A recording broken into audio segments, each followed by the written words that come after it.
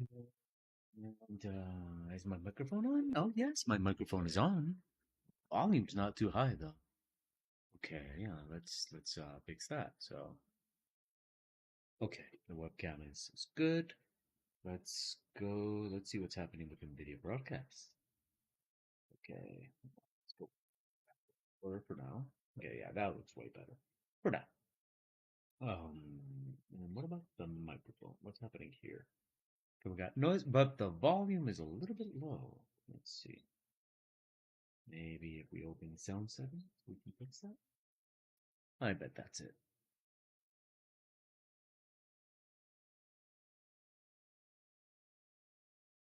Okay, just have to wait a second. Hello, abnormals. Good afternoon, and welcome to the Ministry of Abnormality YouTube live broadcast. I'm your host, Abnormal, and today is Tuesday, February 14th of 2023. It's Valentine's Day, but as I have said, I don't think on Valentine's Day you should say Happy Valentine's to anybody that you're not sexually attracted to. So, hello, Pew. Happy Valentine's Day. Hello, Mao. Happy Valentine's Day. How is it going? It's going great. Right now I'm adjusting my mic's volume. Let's see. Okay. Let's see if I can pump it up. Okay, there we go. My volume is a little bit higher now, but it's still not very high. I wonder what's up with that. Let me check something on my mixer.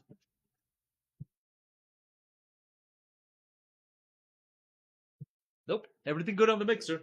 So, I guess that's. I hope the volume is good. We're all good. Everything is good. Good, good. Okay, wait. Let me post about this on Instagram. Have to post on Instagram.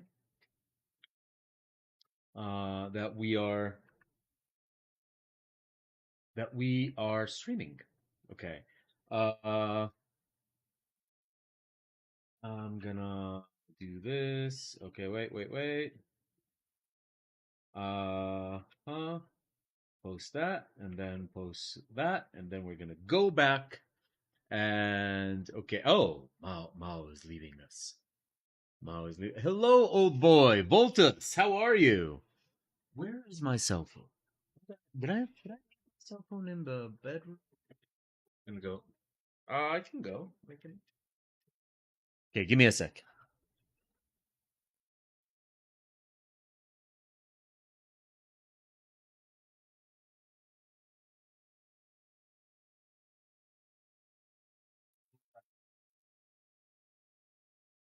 Okay.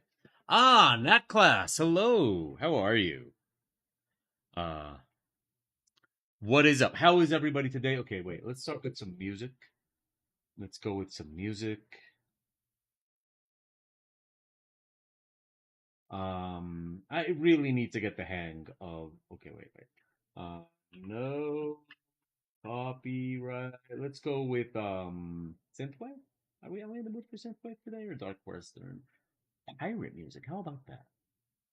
What if we did no copyright pirate music? By its own nature, it would be uh, uh okay, let's go here. That's a little bit loud though. Okay, maybe not that loud. Oh, okay, it's there we go. Okay, adjusting here. Okay, wow. So much stuff to do, like to start a stream. It's like, okay, you have to post because since it's not like a permanent link, the live stream. So when I want to post on Instagram, um I have to wait for the stream to actually be live, so I can then. But I mean, whatever. Okay. I guess we can use the camera to go like. Wait, no. Camera to go like.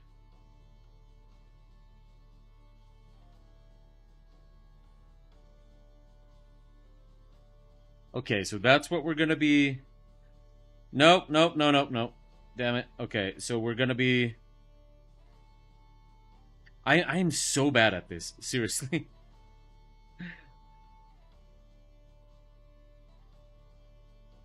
I'm pretty sure.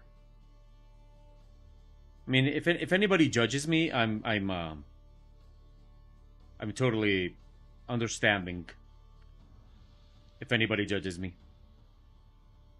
Okay, and we're gonna take the link, and then we're gonna post it.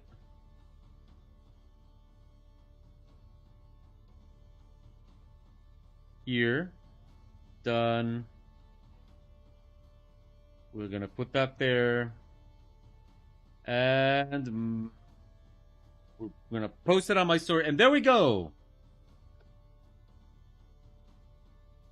I actually do want to do it as a premiere, because there's actually an advantage to doing it as a premiere. And the advantage of doing it as a premiere, as I don't know if you've ever seen this YouTube channel called the Spiffy. Where's my drink? Ah, here it is.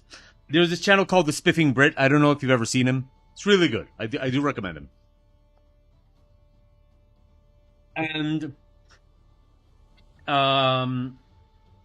if you haven't seen him, what he does is that he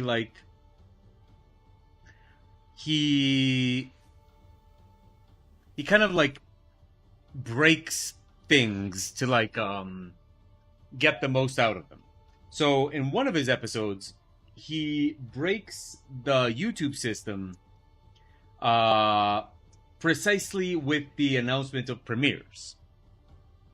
So the way he does it is that he discovers that if you announce that you're doing a live stream premiere, as the time comes for the live stream premiere, YouTube starts to recommend it more and more and more and more, right? And then what he discovered is that if you postpone it, YouTube doesn't know what to do, and it just keeps recommending it more and more and more and more and more. So that was very, very interesting. But the problem with that is that I haven't yet figured out a way to because every time I post that there's going to be a premiere through live stream, OBS makes it its own thing. Like, it doesn't use that, but it makes it its own thing. Now, I'm pretty sure there's got to be a way to get around that, but I don't know.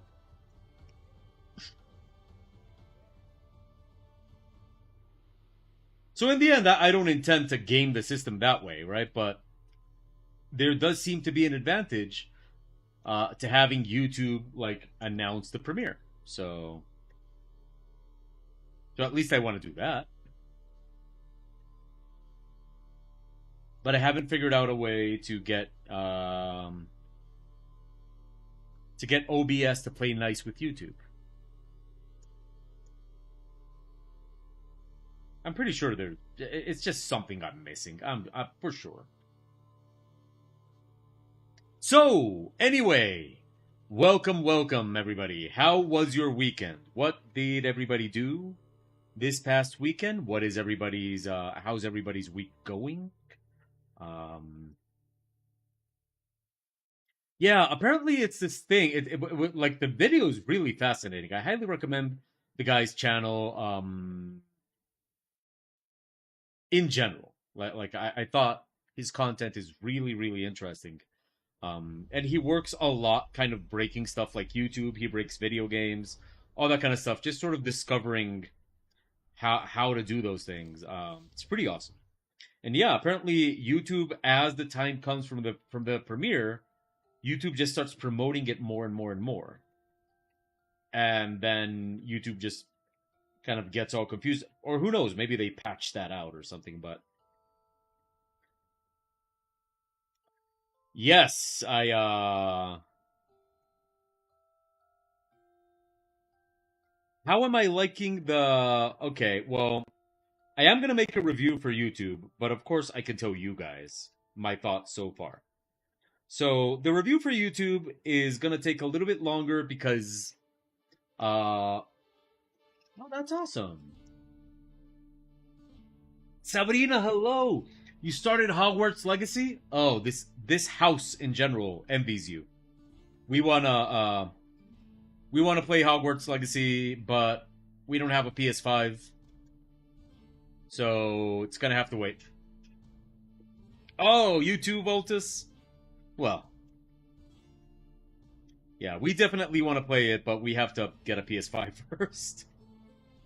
So, yeah, that's gonna have to wait until we get a PS5.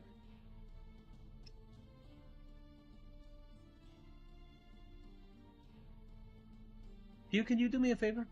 Can you? Thank you. So yeah, I can give you guys my opinion on the keypad. Uh, no, it's not PS5 exclusive, but the thing is, if I buy it on PS5, well, I mean, if we have it on the PlayStation, then Pew can play it and I can play it. If I buy it on the PC, only I can play it because Pew's PC can't handle that game. Now, the alternative is that in about 2 or 3 months, I am planning to buy a new PC, but we'd have to wait 2 or 3 months.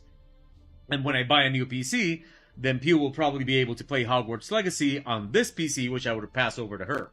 But it's basically, what am I gonna get first? A new PC or a PS5? But the thing is, we want a PS5 anyway, because there are games on the PS5 that we want to play, like God of War Ragnarok, and what other one?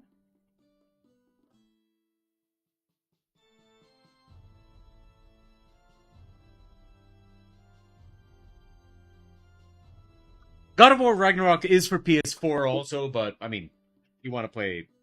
Okay, anyway, yeah. So it's kind of like this whole situation, but it's gonna have to wait anyway. So for now, we're just living vicariously through Sabrina. Sabrina, what house are you in? Voltus, what house are you in?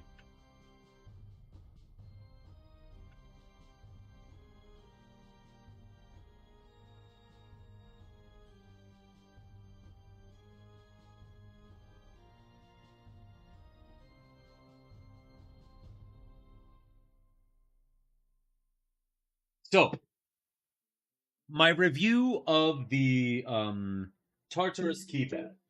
So, I recorded an unboxing, but the unboxing was actually it's actually not much because it's just the box. Wait. I'll put the big webcam. So the unboxing is just the box and the keypad comes in it and there's like nothing else in there. I mean, these instructions that I think somewhere along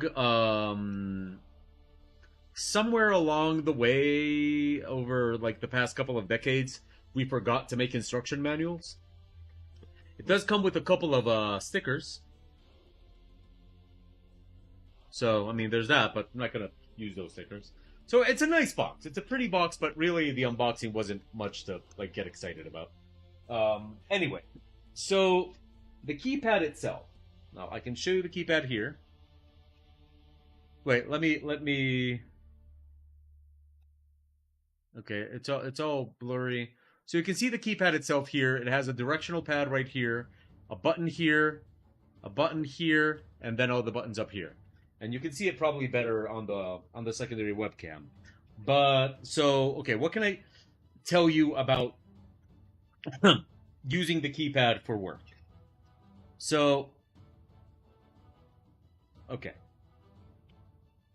So okay, first,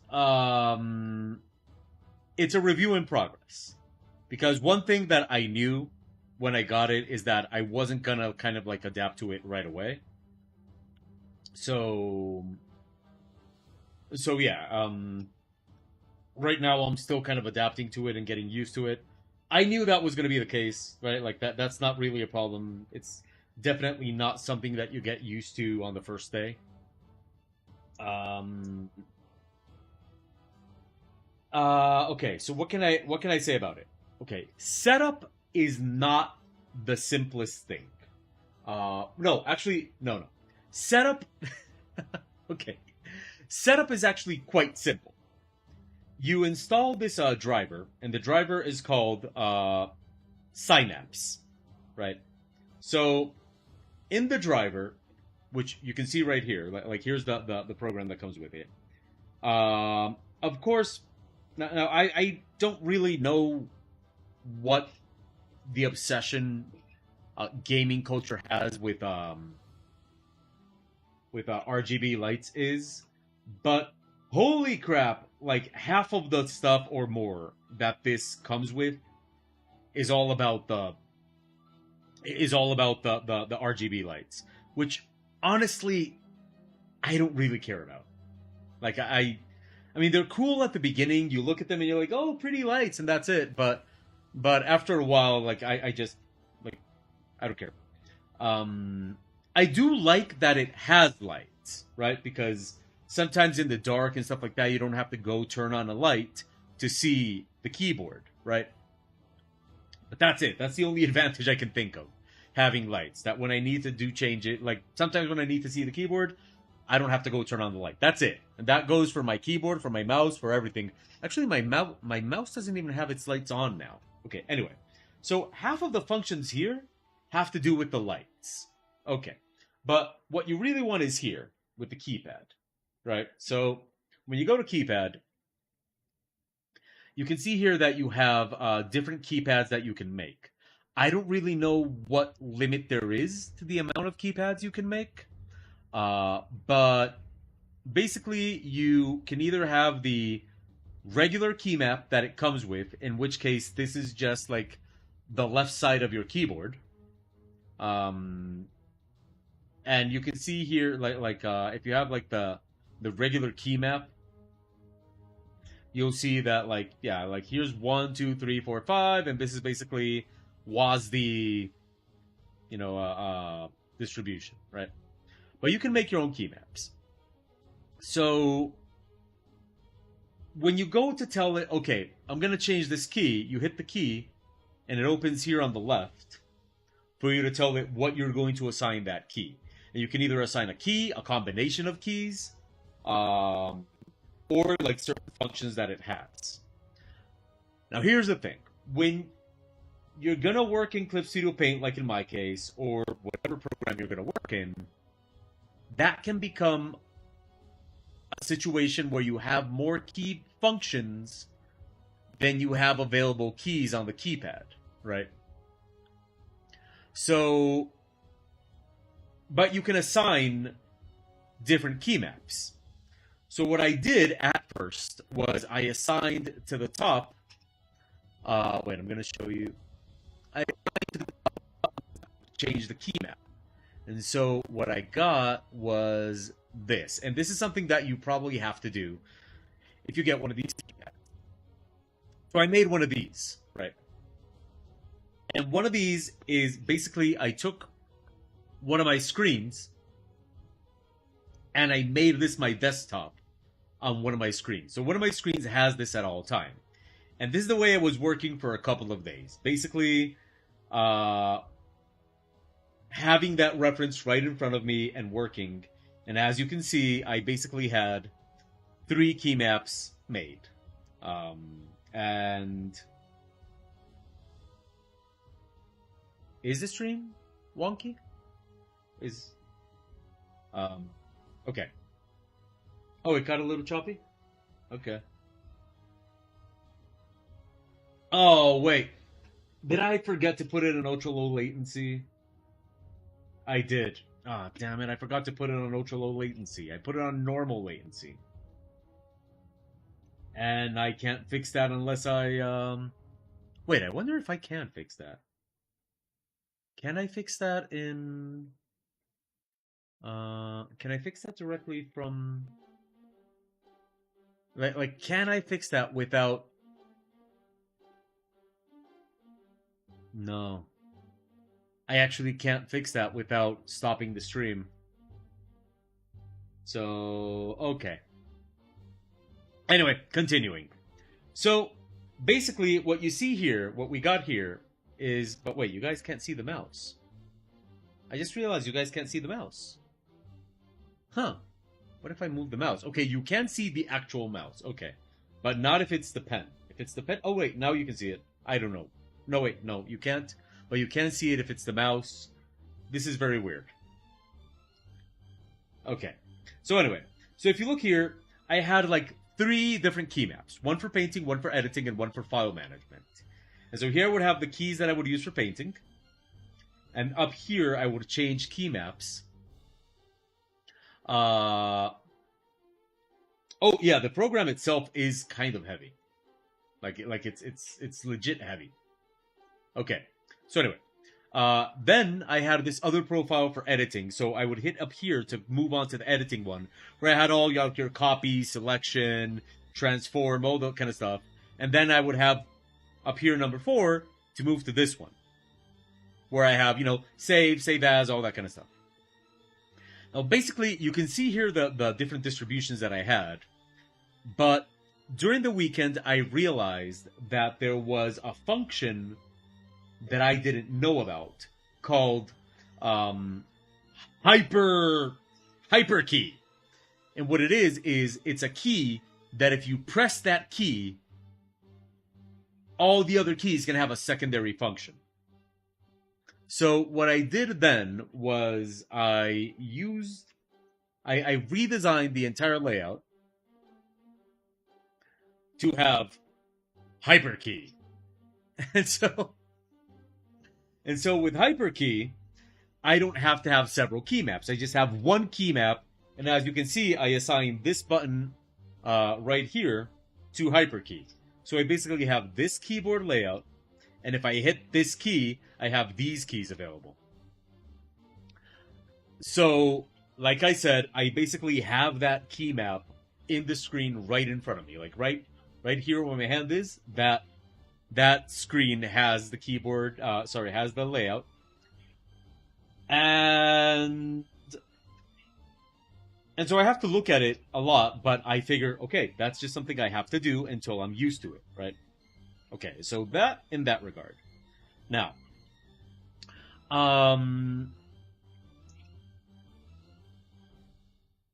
so how does it work? In terms of how it works flawlessly, right? Like it does what it's supposed to do.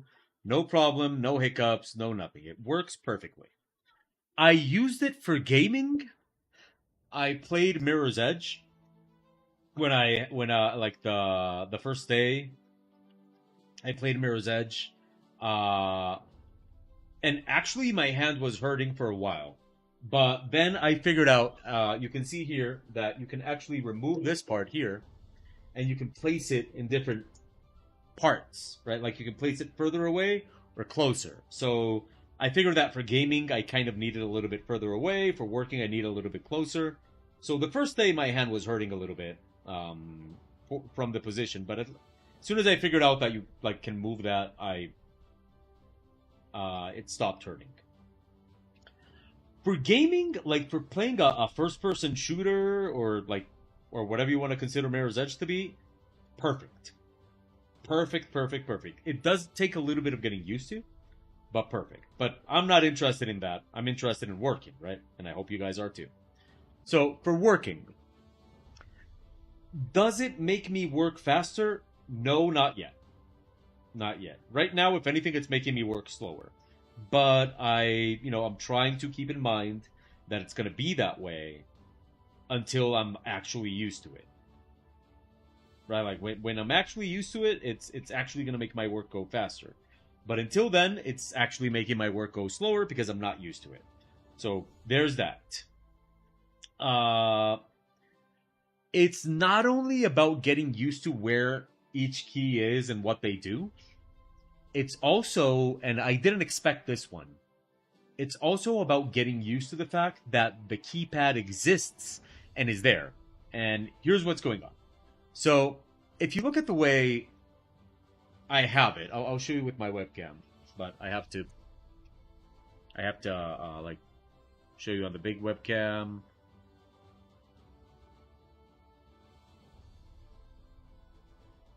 So, if you look at the way I have it here, you'll see that I have the keyboard right behind it. Right? There's the keypad, there's the keyboard, right? Okay.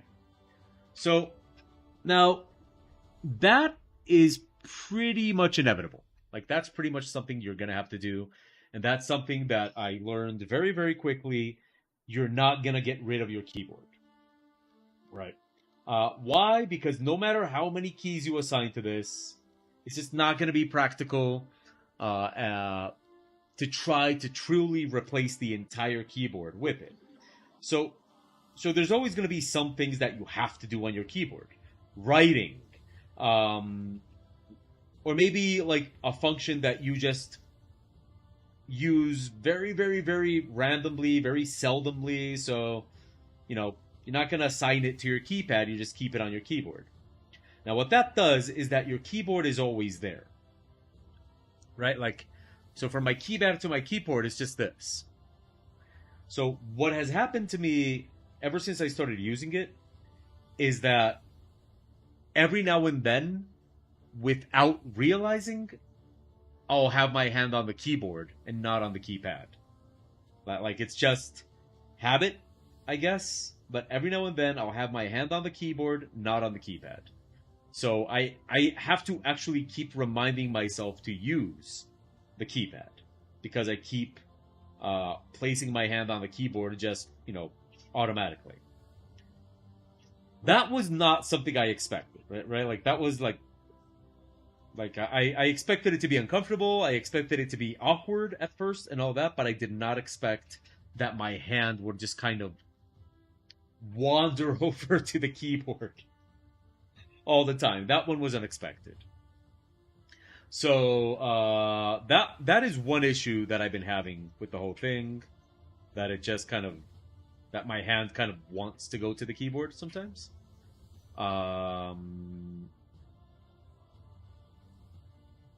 But all that being said, I really can see it making my work go faster once I'm used to it. Right? Like once I'm used to it, I can see it really making my work go faster. Like as soon as my brain kind of adapts to the layout and Bob Zombie, hello.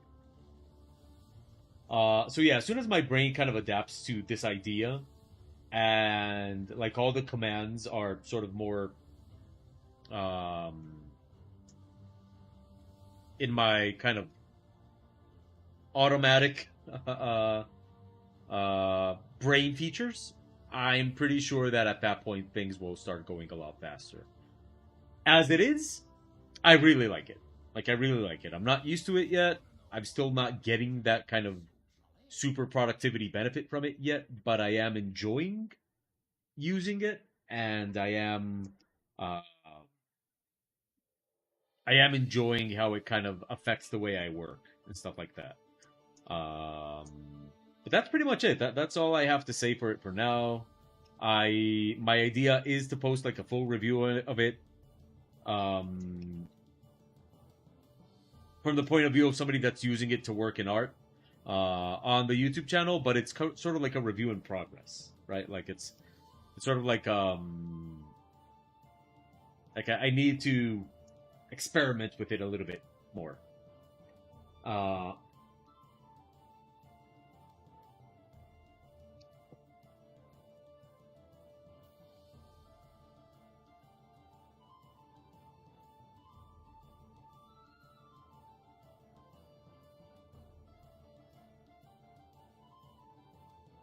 I am very I am very curious about that last post, Bob Zombie.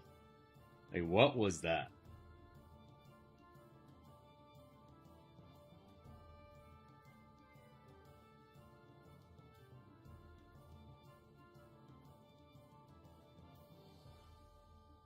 I see you are all talking about snow.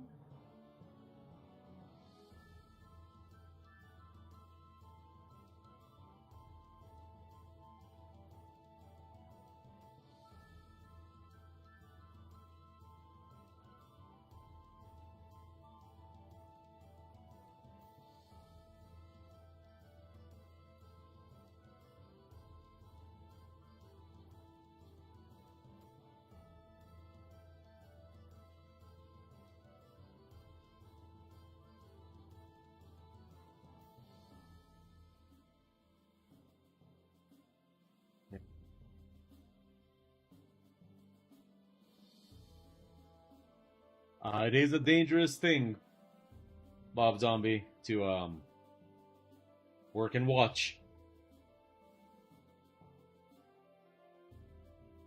It's yeah, the review is gonna take a little bit of time simply because I don't wanna post a review before I'm actually kind of like, it's gonna take time to get used to it, and I want to get used to it before I post a full review. So, what I'm gonna do is I'm gonna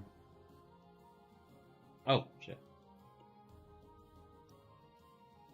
I'm gonna like record parts of the video like this week where I talk about it. Like I'm gonna talk about what led me to buy it.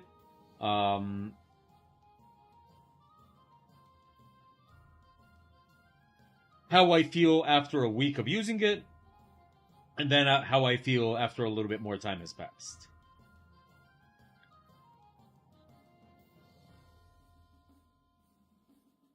What house would I pick in Hogwarts Legacy? Every time I do something that has to do with the houses, I always end up in Slytherin. So I guess I'm a Slytherin. Now, what house would I pick? Slytherin. Yeah, I'd be Slytherin. Yeah, I'm definitely a Slytherin. So.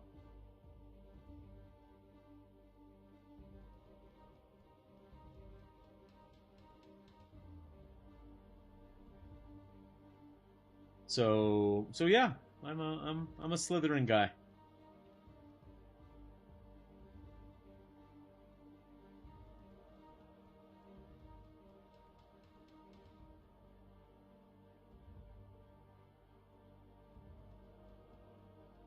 Which shouldn't be bad. I mean, if it's legit bad, then why do they even like? I've always thought that it's kind of funny that like they have Slytherin, but like, why even have it? Like, if you know everybody in Slytherin is a bad guy, why even have the house? Which is why I think that there's probably some I think it's the fame that Slytherin has is unfair to some of the people in Slytherin. Because I'm pretty sure that there's some people in Slytherin that are legit assholes, but not bad. Because that's the thing. I think that the Slytherin motto should be just because you're an asshole doesn't mean you're evil. Right? Like you can be an asshole and be a good person. Maybe not a nice person, but a good person. Like, asshole is not evil. Asshole is just asshole. So yeah, I would wear my Slytherin with pride. Now, here's my question, and this might be a little bit of a spoiler on the game, but I'm willing to take it. In the game, when you put on the sorting hat, does it ask you questions and then sort you where it thinks you should go? Or do you just get to choose your house?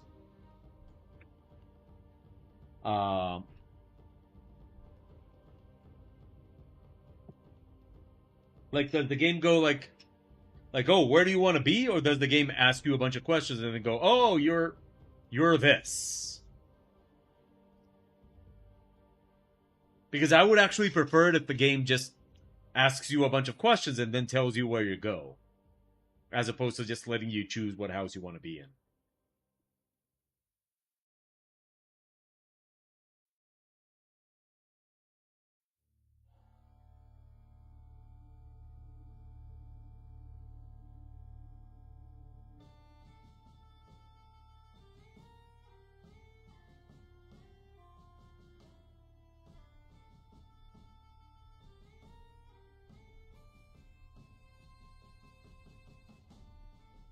It asks you one singular questions, and the answer is obvious which house they are. If you don't like its choice, you can pick. Oh, okay. That is a good middle ground, right? Yeah, like, look, this is where you get sorted, but if you don't want it, you can, if you don't want it, you can be a little bitch about it and go somewhere else. I like that. I like that.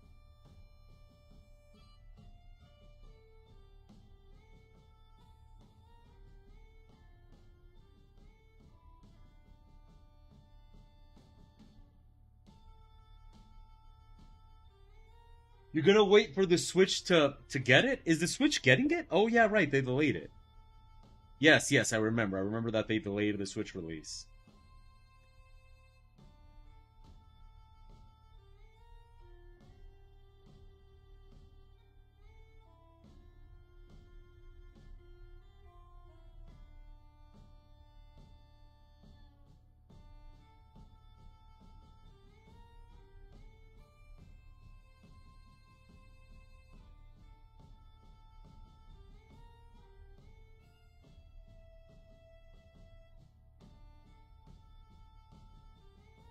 So hyper invert that. Oh, the other thing about using this keypad is that it's made me learn what like it's made me learn so many things that I can do in Clip Studio Paint that don't need the keyboard and don't need the mouse. So, for example, I had not realized.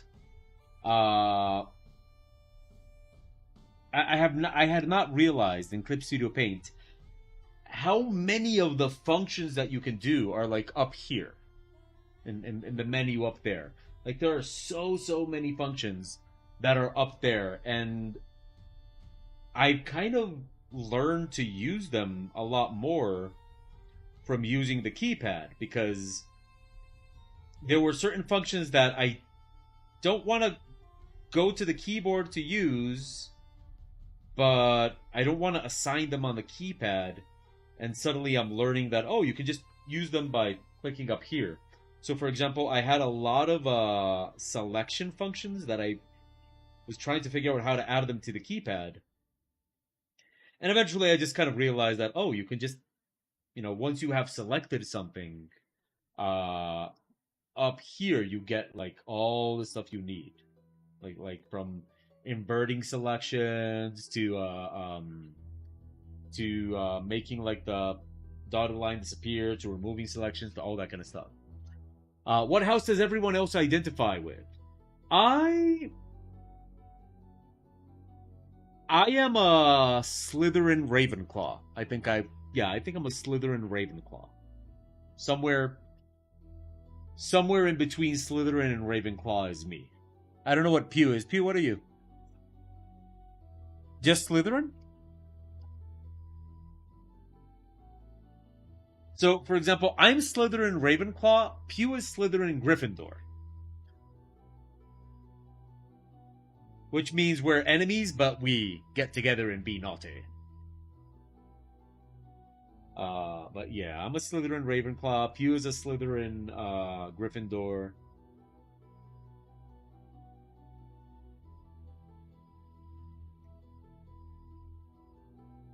So, Sabrina, overall, how have you liked the game? Because it looks amazing. Like we really want to play it here, but what do you think about it?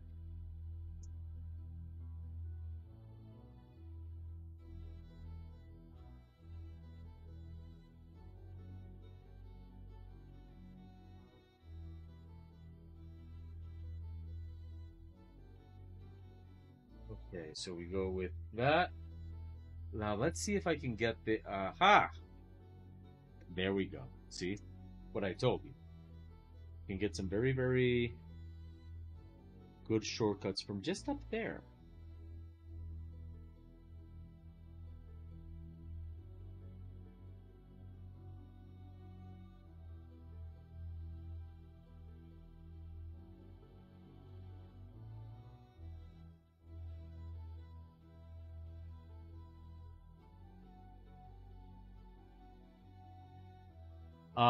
If you like collection-based games, it's fantastic. There's too much to collect. The story's intriguing, but you level up with collection stuff too.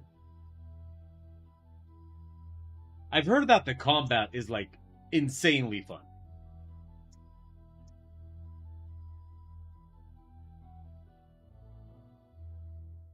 And you know me, I'm like way into scenery porn, and it looks like it's definitely gonna satisfy like my itch for like beautiful places to explore and interesting areas to find and stuff like that.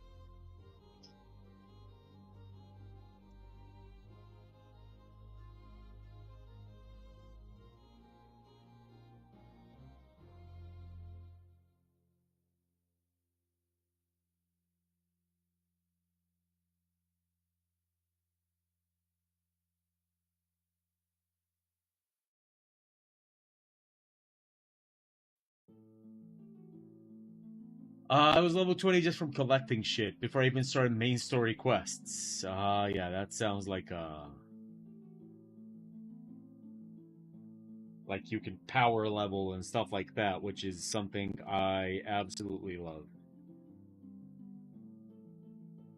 Gotta love that power leveling.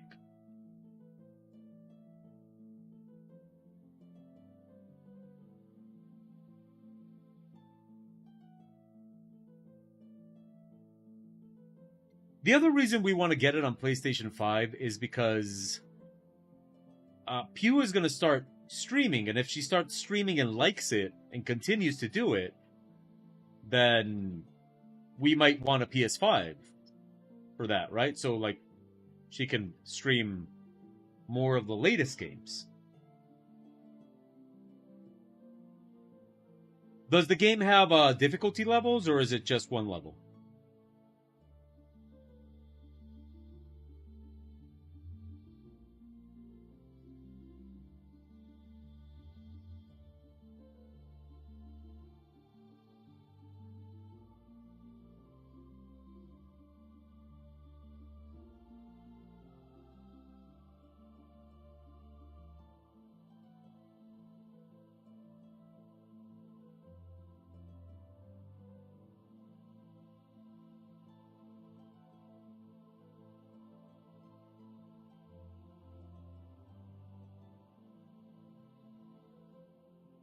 There are difficulty levels, okay.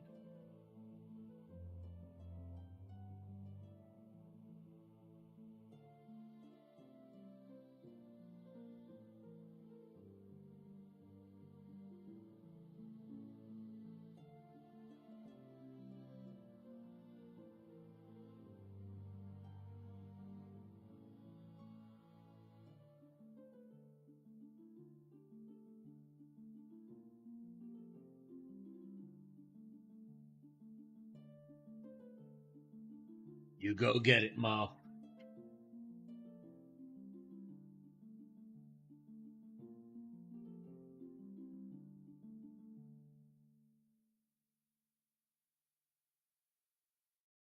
Ooh, wait. I haven't shown you guys the latest book I finished for Mongoose. So, like I told you guys last week, Kat will be back. Kat will return to the stream, just not right now. She's a little busy right now, but she will return to the stream. Um, but I am authorized to do Mongoose stuff on the stream. And last week we finished the book, and they've already like the book already came out, so I can already show you guys what's in the book. So wait, let me. And I'm like really happy with what I did in the book. So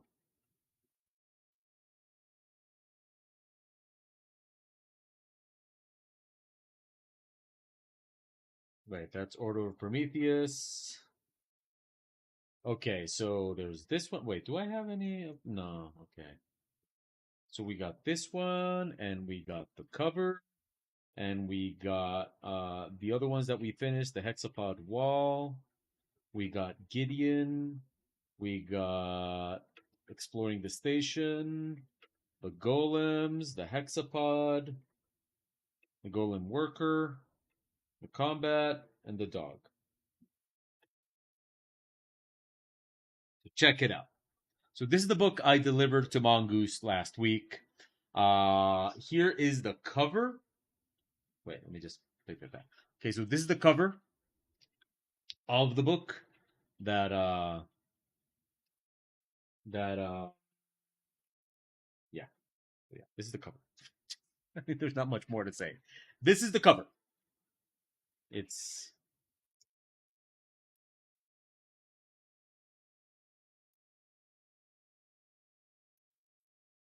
okay, so this is the cover.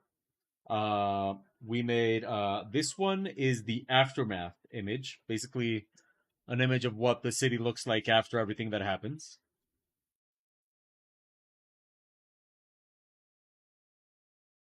Um, this is a hexapod. Well, okay, wait. Here's the hexapod, and this is a hexapod bursting through the wall and like pushing aside a car and uh and a hover bike. Uh, this is an image of one of the characters in the game called Gideon. So this is an image of Gideon.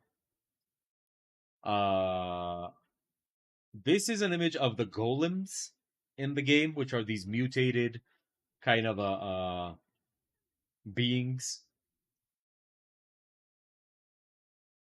I already showed you the Exapod.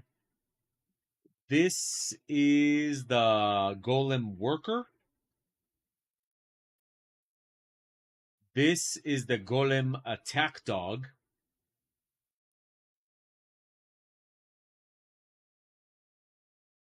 This is my favorite, the combat golem.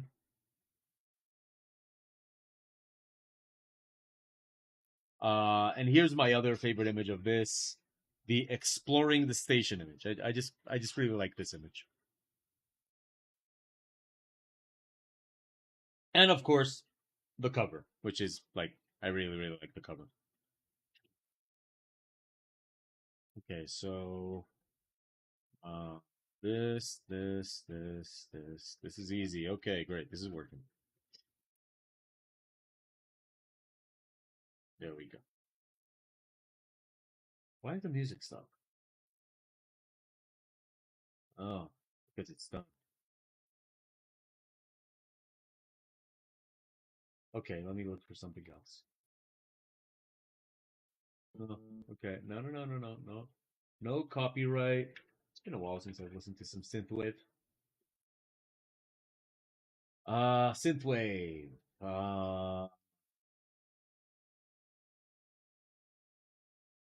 Okay.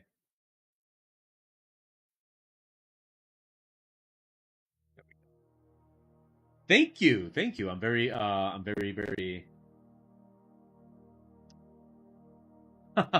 Hey Nat. Yes, I am live. So nice to see you.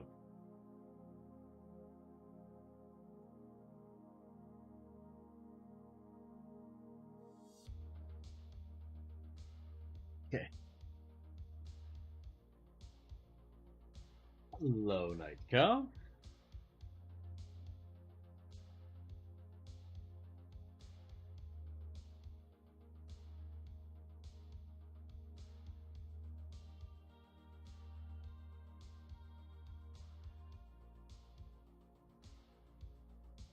Um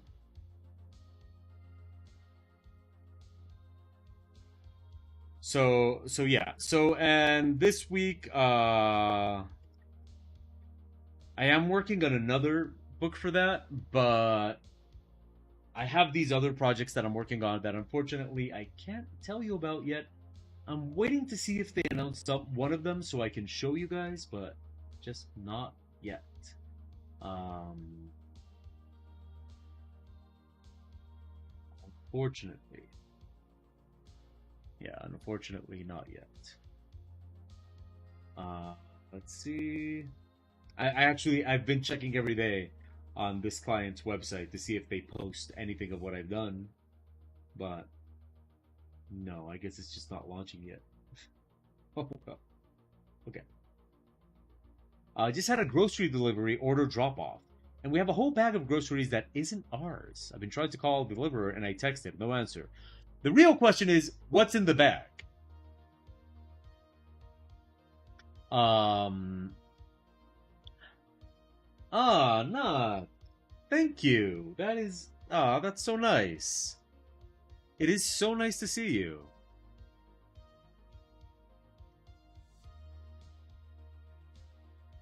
Um. Okay, so you got tomatoes for days.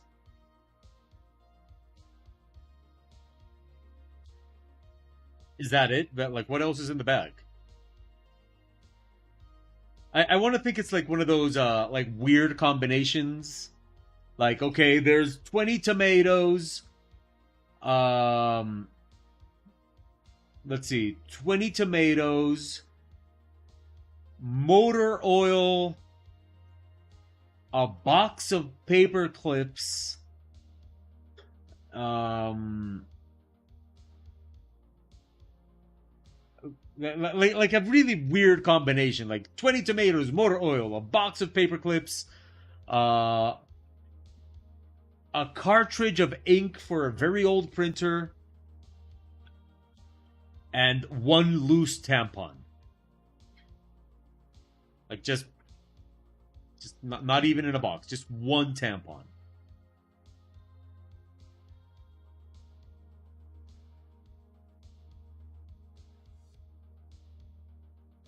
And what I would really enjoy is like ordering that, like ordering that, but very decisively, like showing up at a store and going, I need 20 tomatoes, a can of motor oil, a box of paper clips, and a loose tampon.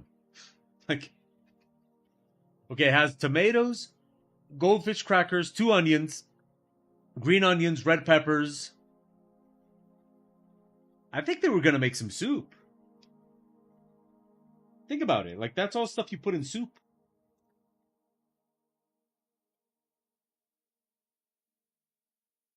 They were gonna make tomato soup and put the goldfish crackers in it.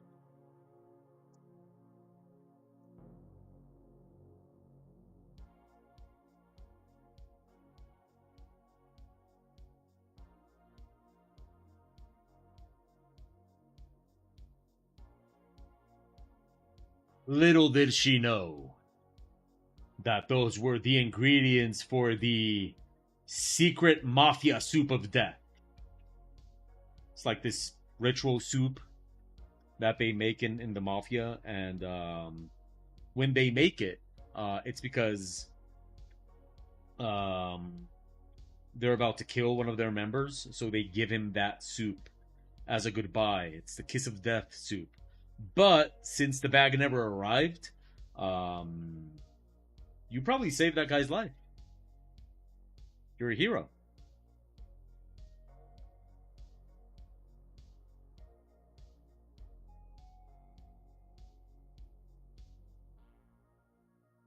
So, that's your good deed for February.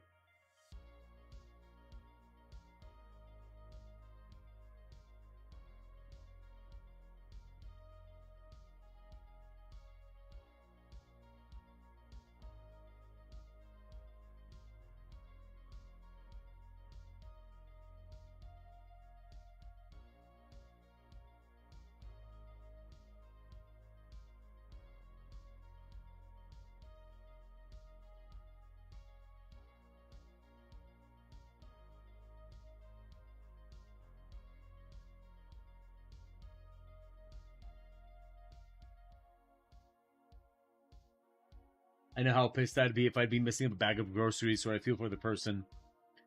Um, yeah, yeah, can't deny that part of it.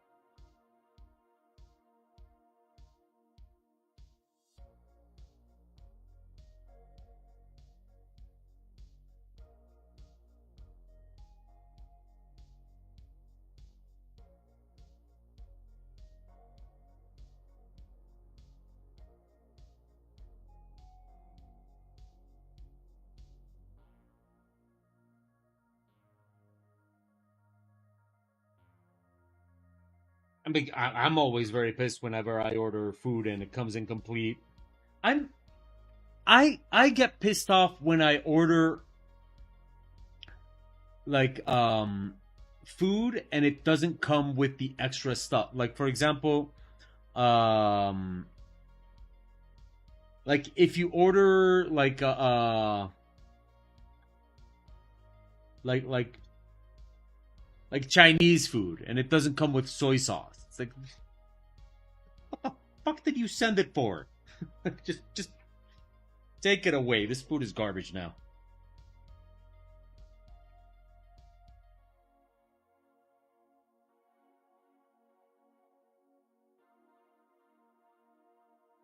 I mean, why would anyone in their right mind want Chinese food with no soy sauce? It just makes no sense.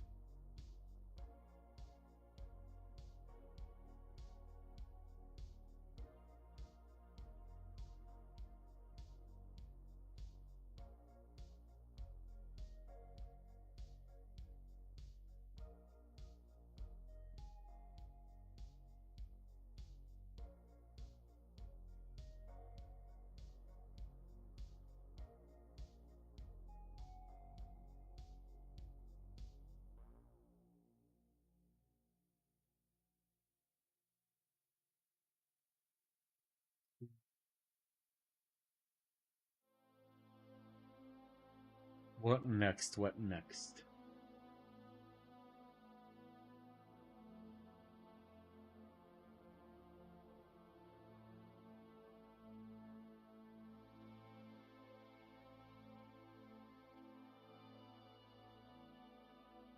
Yeah.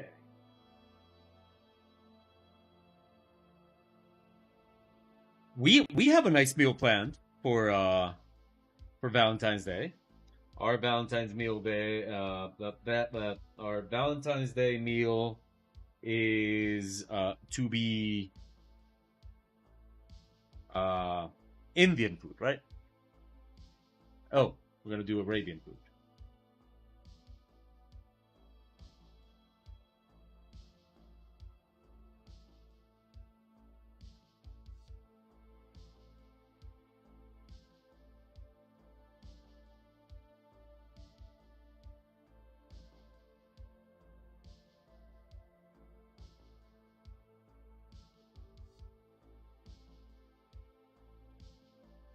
But see, this is why I never order groceries. I had to do it this weekend and it was like pulling teeth.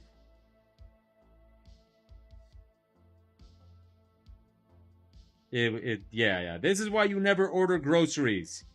You only order takeout food.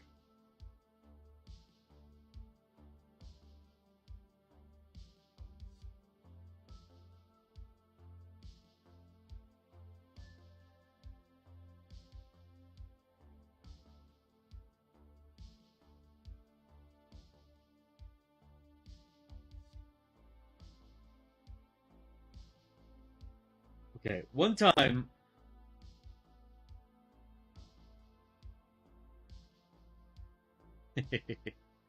Okay, so a long time ago, actually, I had just moved out of my parents' house. I'm pretty sure this was like the first week after I had moved out of my parents' house.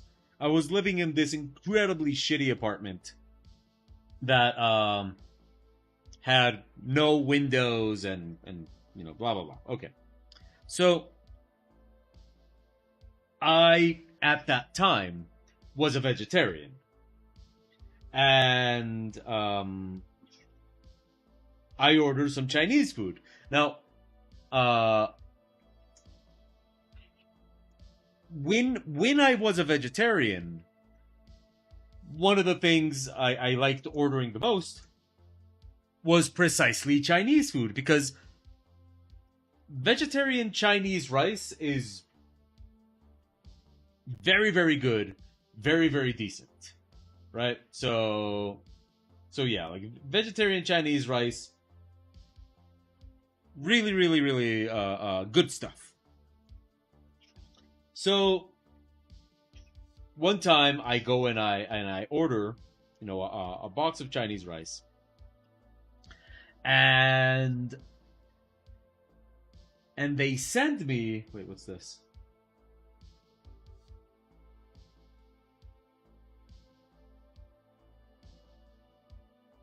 Okay. Uh, and so I ordered some Chinese rice, and they send me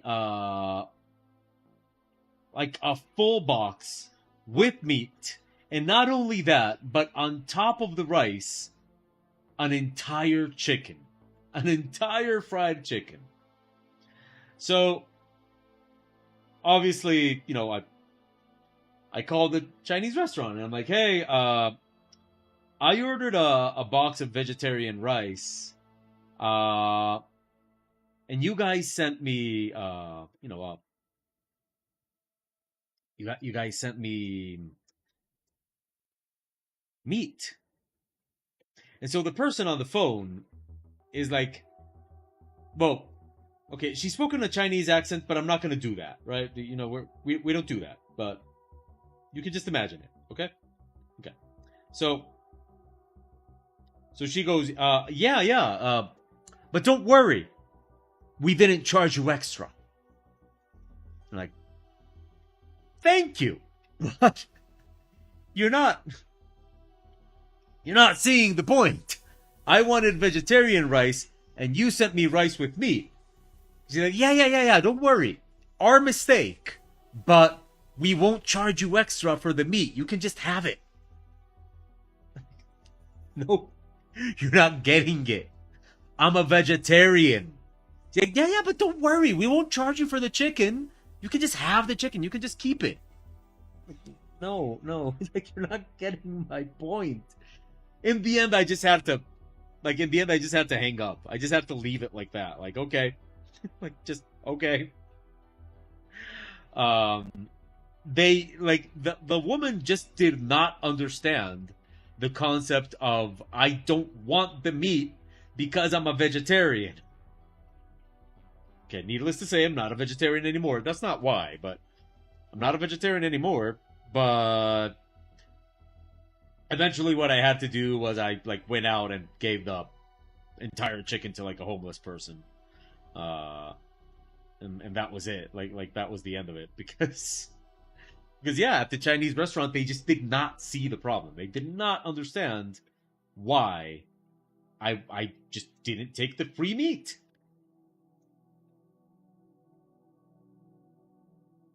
It just flew right over their heads.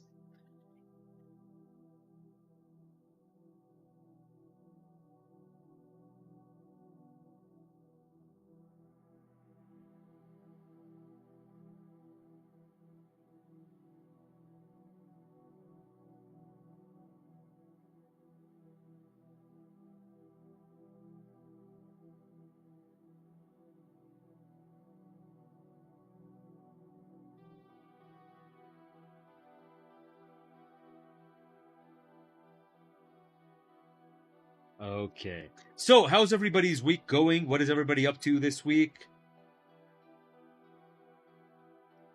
Tell me. What is this week looking like? What have we got going on?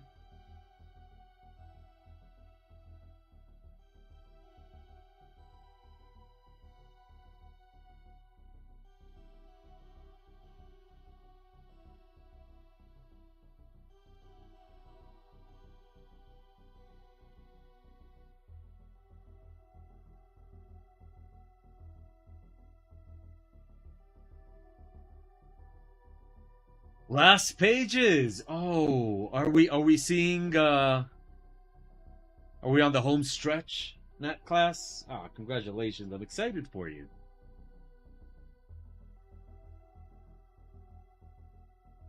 Oh, I really, really, really wish I could play Push It by Salt and Peppa, but I can't. I'll get copyright struck for sure. So no Push It by Salt and Peppa, but you can play it at home. I think that you should play Push It by Salt and Peppa from here until you're done. That I think that would work best. So yeah, you know.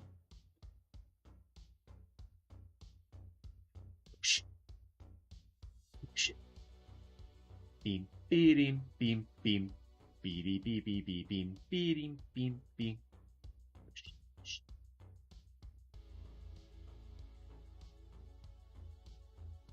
I sing so well that I'm gonna get copyright struck for that. I'm gonna be like, "Oh, you played the song." No, no, no. I was just, kind of singing it myself. Oh, but you did it so well. Finish my block out of environment fully modeled car with Back to the Future feel onto texturing. Awesome.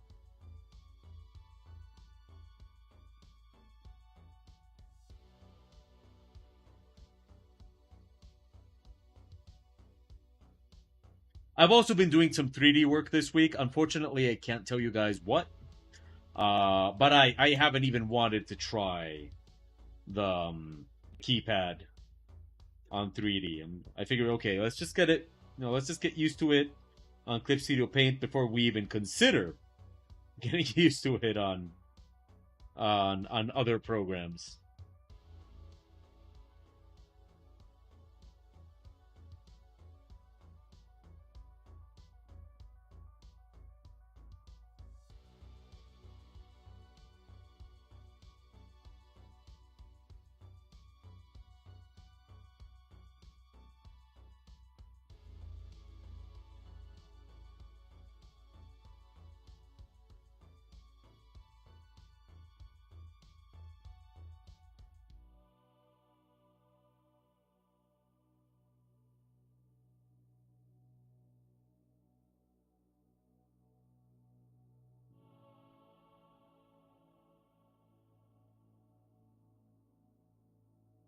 Okay, our algorithm could not tell the difference. You have been demonetized. Should be animating tomorrow, then post by weekend. Still, I hope. I hope to see it.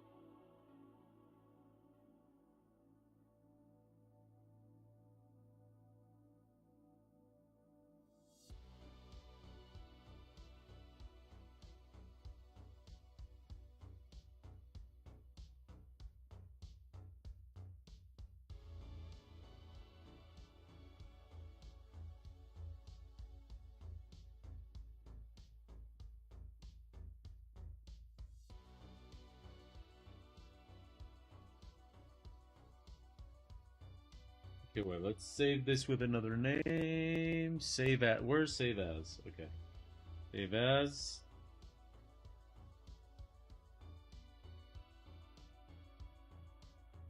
Don't have much planned this week. Just work stuff as usual. Well, that's still good. Uh, I remember last time we spoke about work, your boss was out. We've pivoted back to the bear game, so it's a lot of simple work, just a ton of it. But wait, this is a better game, right? Isn't this a better game than the one that they had you on?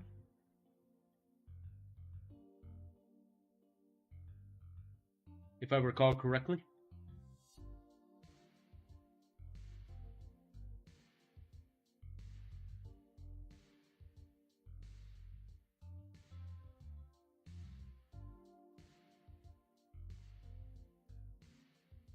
Yeah, I think we're pretty close to finishing this.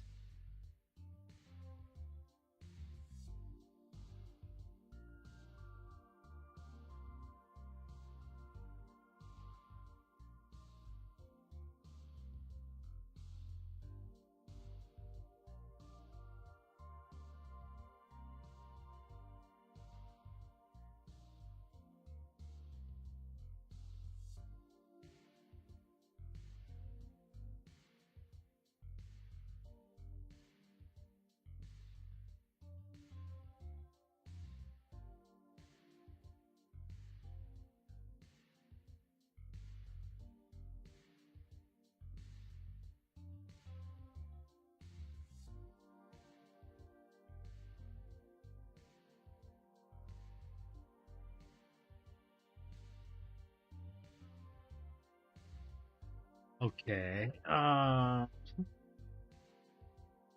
wonder if Wow, do we want blood on the axe or not? I think there's only one way to know. I'm gonna have to try.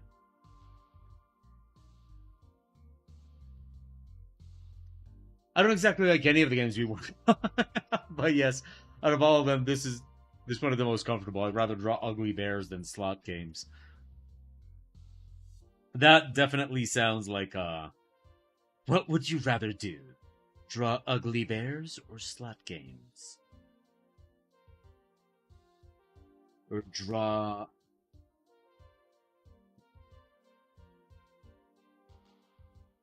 or the pubic hair MMO?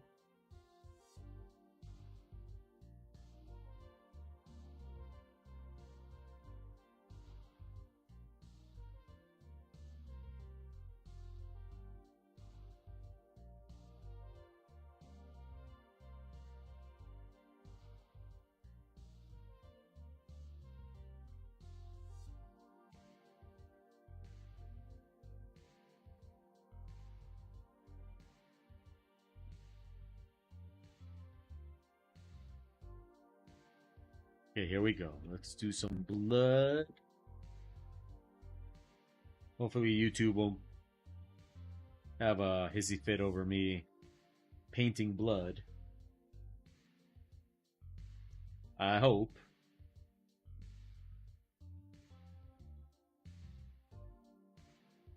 Oh, okay. No. We'll survive.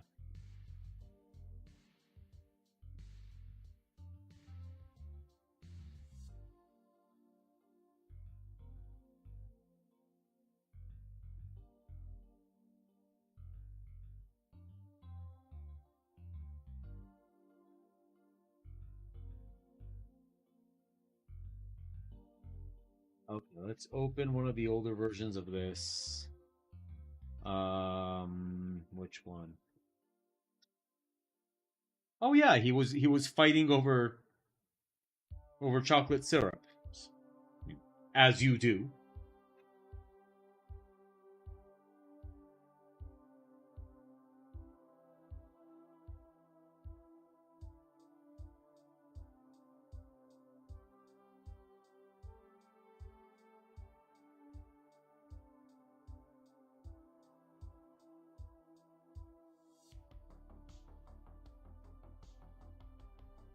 Okay, and I need the line layer.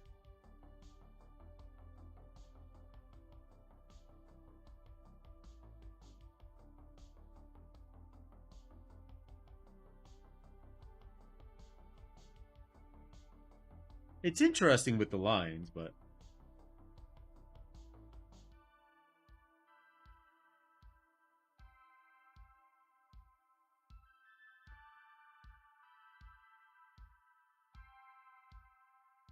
let's see with the lines.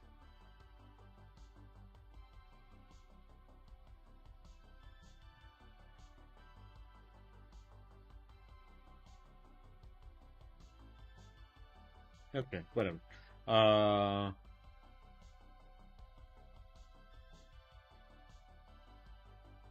What we're gonna do is we're gonna choose you, come here, invert, erase, deselect. Okay, that works.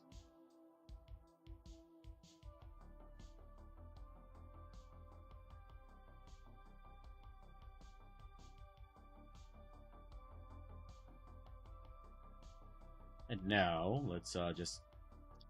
I like it. It looks very much dry and all that, so that's pretty cool.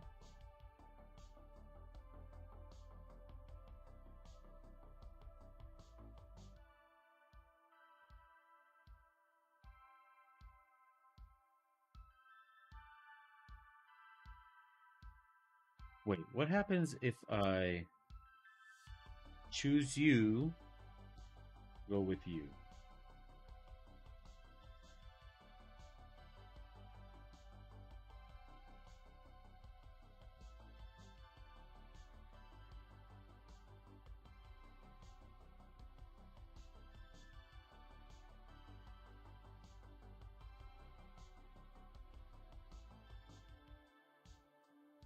Then we go with you. Switch over to you, and let's do this. Now we're going to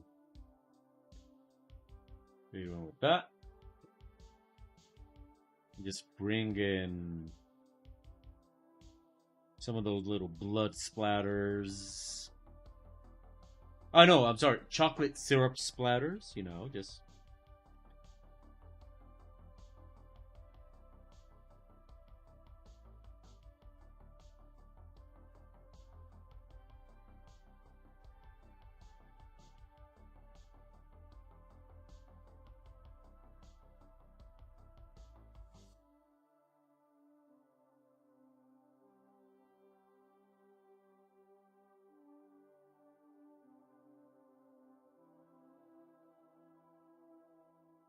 Okay. Oh. Okay, after this, I'm gonna do the eyes. Or I'll do blood splatters on the clothes. Chocolate syrup style.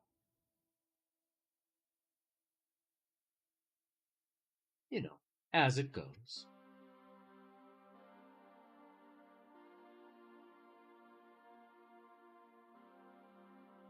Yeah, that like a terracotta clay.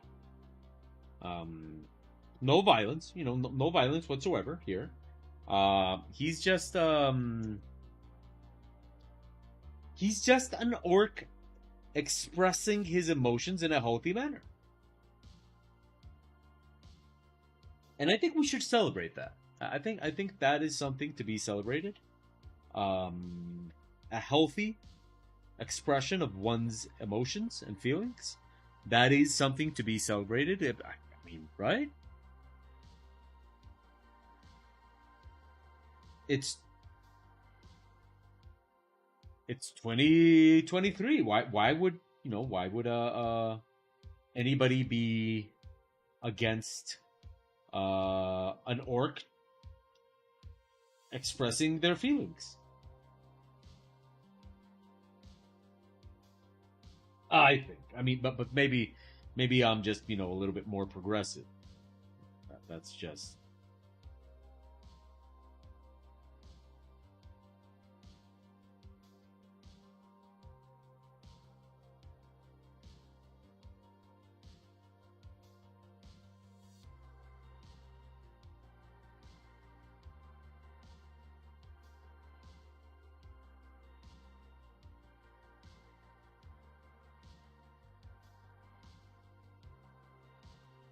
It's a very, very progressive orc if you think about it.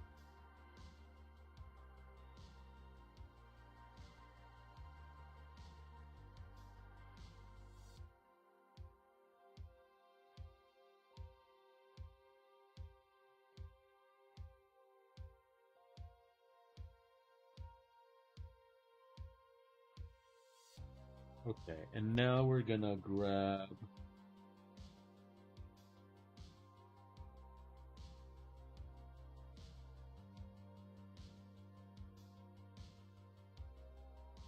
Oops. You're about halfway through The Girl with All the Gifts. I still think it's great, so I think it's safe to say it's a good one. Awesome. We have to put that one on our list, Pew. The Girl with All the Gifts. It is in our list? Oh, okay. Sabrina gives it her sign of approval.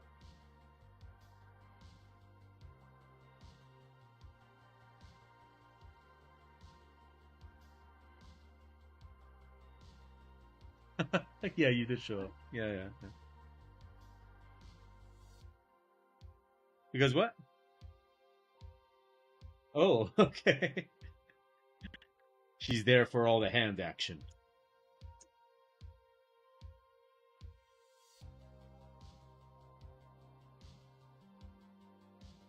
Well, I don't know if she got it though. Did you get all that hand action? Wait, that sounds weird.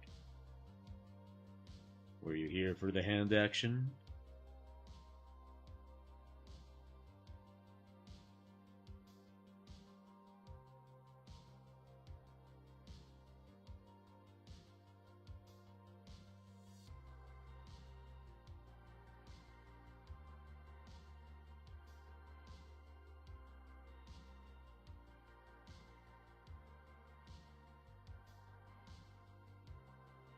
No, I think she means the book. Didn't you see on Goodreads? She posted about it on Goodreads. You haven't checked Goodreads? Well.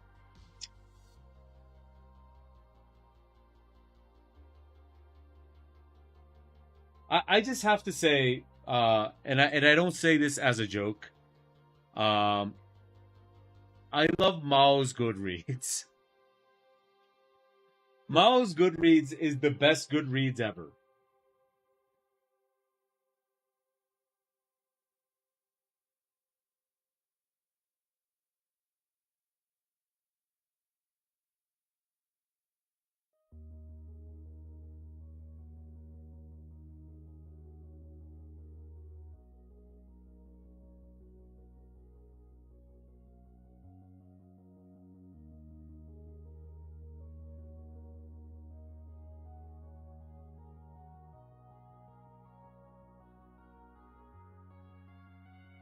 Because it's all like Goosebumps books. I love it. I absolutely love it. Mao's Goodreads is all Goosebumps books. It's the best.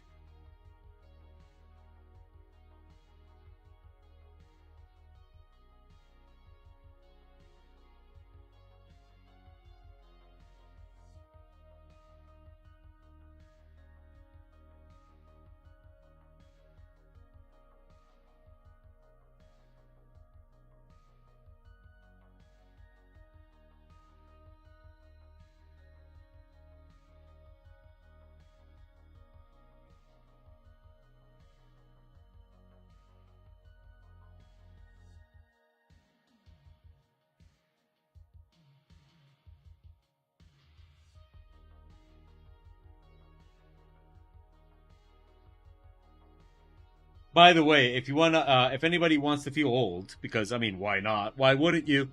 Um, this week in class, I was talking to some students about how to do something in their assignment, and I told them that an interesting way to do it would be if they did it like a choose your own adventure book. And so I had to sit down and explain to them what a choose your own adventure book was.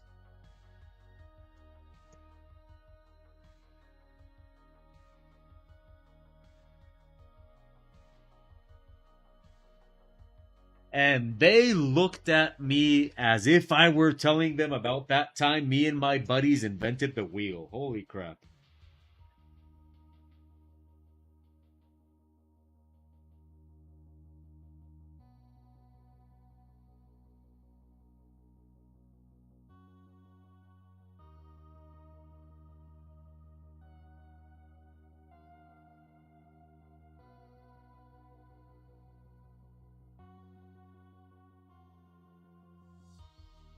I don't know if it's still. I mean, I'm pretty sure it still exists. But I don't think they're popular anymore. Maybe, probably not. How do I deal with this a lot? Well, I'm 43 and I teach a class of like 19-year-olds. So, but it helps when you're okay with your age. Like, I suppose it would be a pretty bad experience if I was not okay with the age I am, but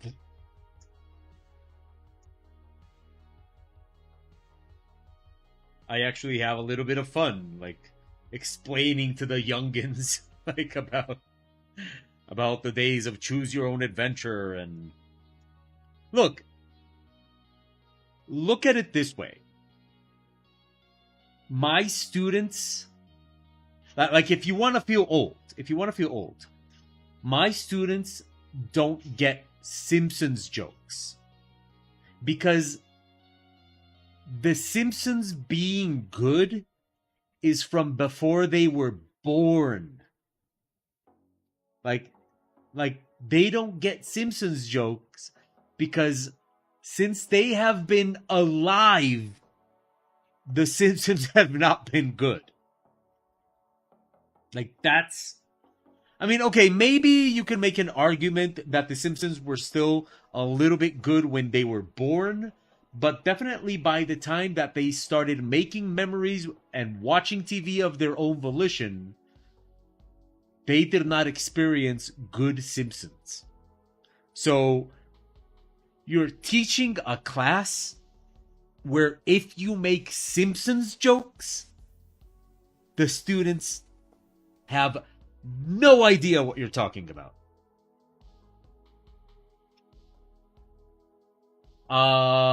Do my students read books? No. Not only do they not read books, they proudly claim that they don't read books. But, and in case that student is watching, there are exceptions. I actually have one student this semester that is a bookstagrammer.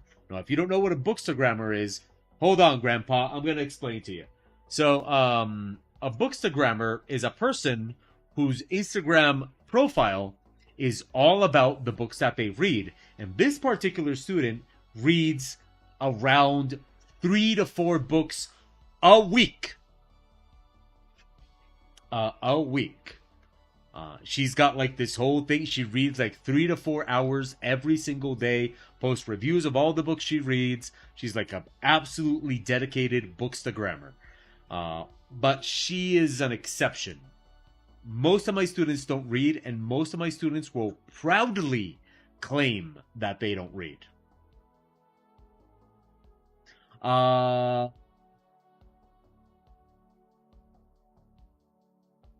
understand the Simpsons one too. A podcast I listened to is the voice actor for Lisa Simpson. When I tried to convince a young coworker to listen to it, she didn't know that. Oh wow, damn! She didn't know who Lisa Simpson was. Makes you feel all the years, doesn't it? I mean, it is what it is.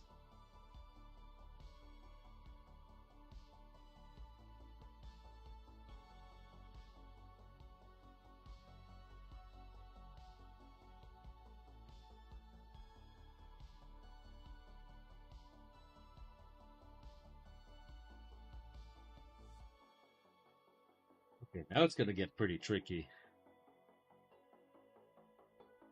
No, wait, what did I just do? Oh, shit. Okay, no. Okay, wait. What? No, that's not what I wanted.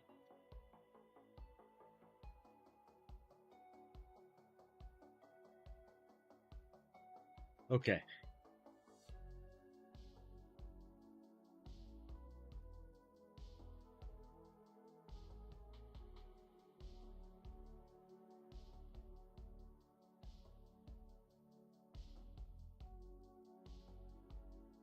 Yeah, so like I said, at the beginning this thing does make you work slow. Like I am working a little bit slow because of this. I especially end up hitting a lot of keys accidentally, but you know,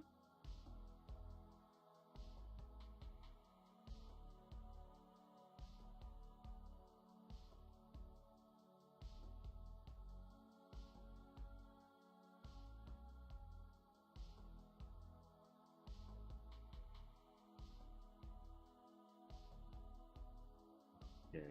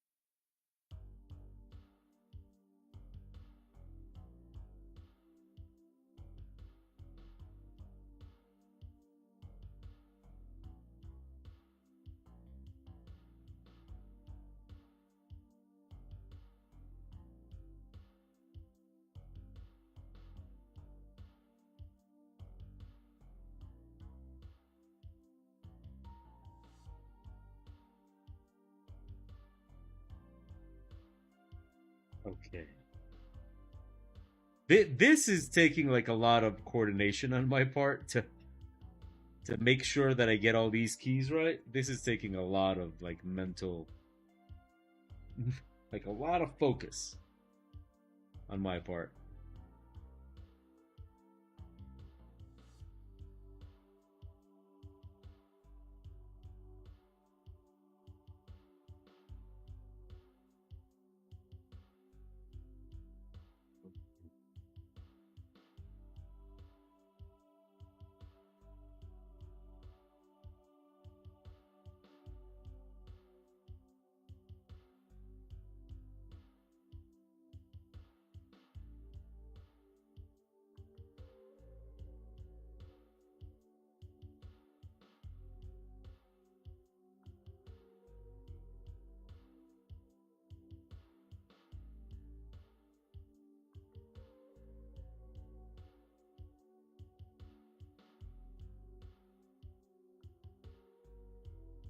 Okay. So, how am I doing on time? 3:30? Not bad. Not bad. I am definitely kind of polishing the fuck out of this. But I like it. I like it. It's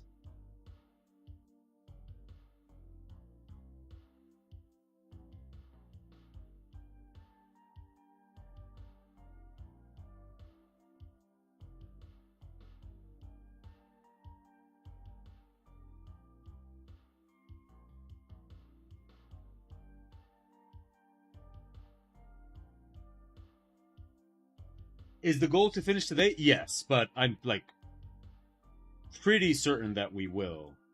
Um, having said that, I mean, it's always possible that I don't. But if I don't finish it today, it's because it just needs uh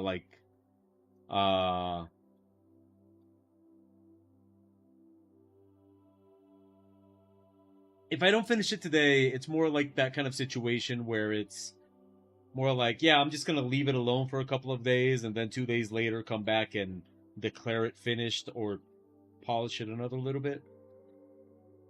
Definitely as far as like main work goes, it's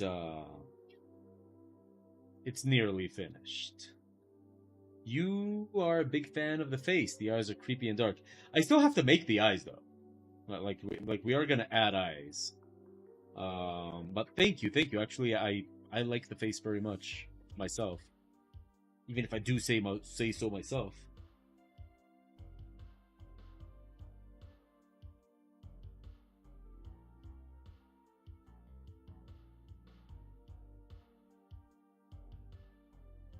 Shit. No, wait.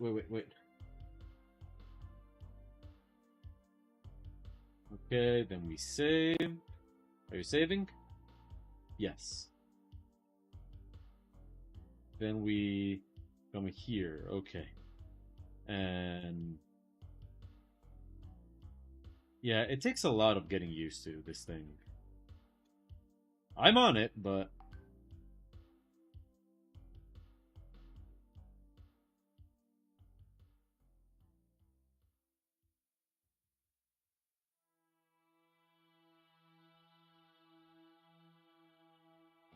give me a sec. I have to answer an important question.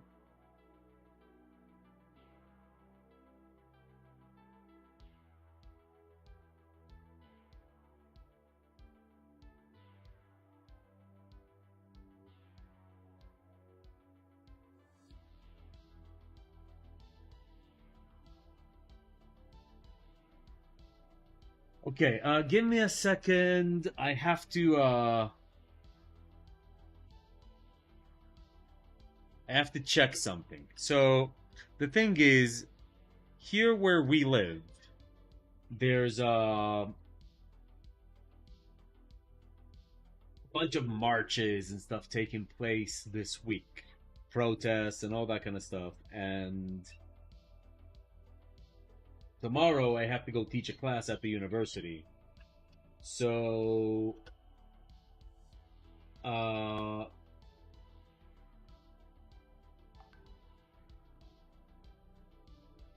so I'm being asked by my students if there is class tomorrow, and I have to see if the university has said anything.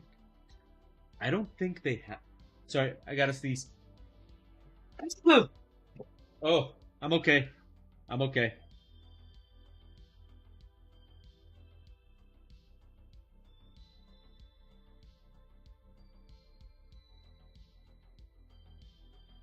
It doesn't seem like anything's going on.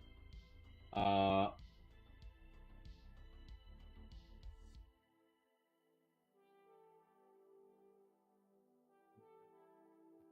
doesn't seem like the university's got anything.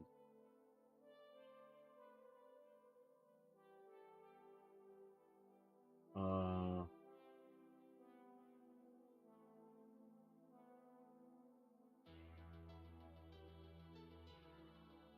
no.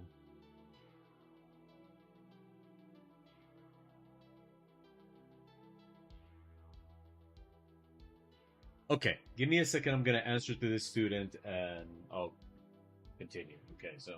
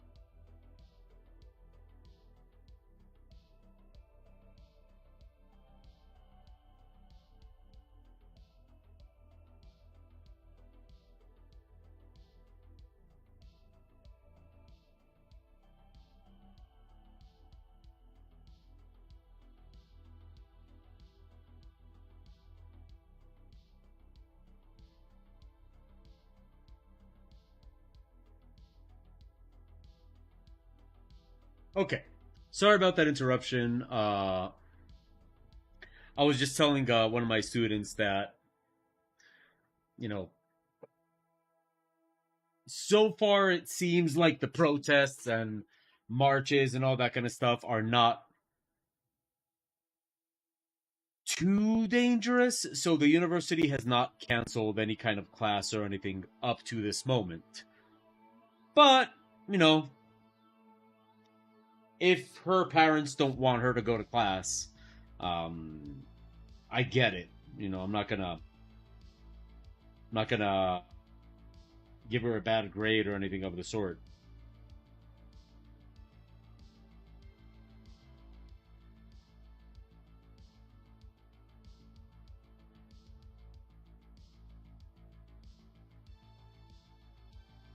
I have to go teach the class anyway.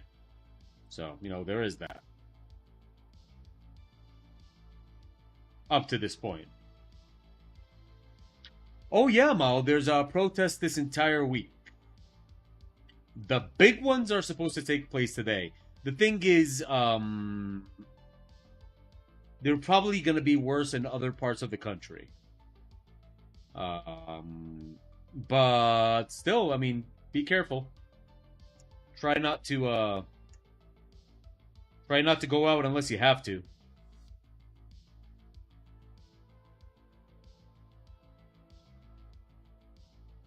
Then again, you live in a good neighborhood, so you know it shouldn't be much of an issue where you live.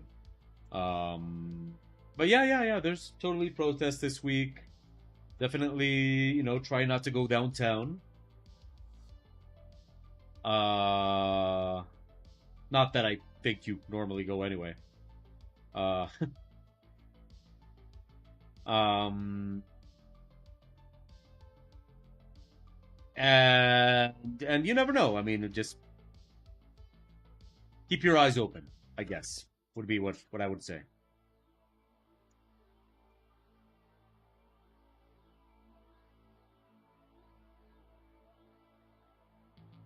As for me, I have to go teach a class tomorrow, and I can't move my motorcycle tomorrow. Hand cam got bumped. Oh, okay. Thank you.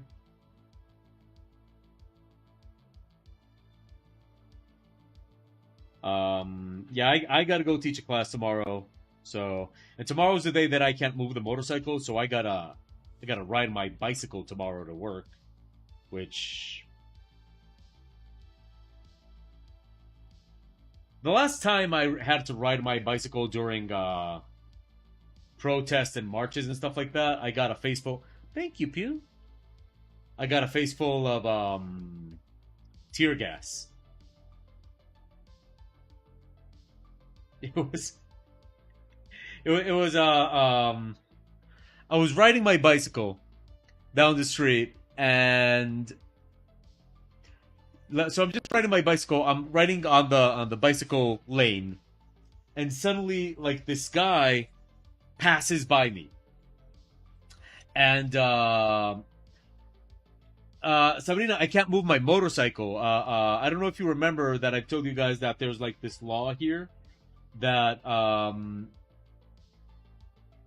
that makes it so that that makes it so that once a week you can't move your vehicle.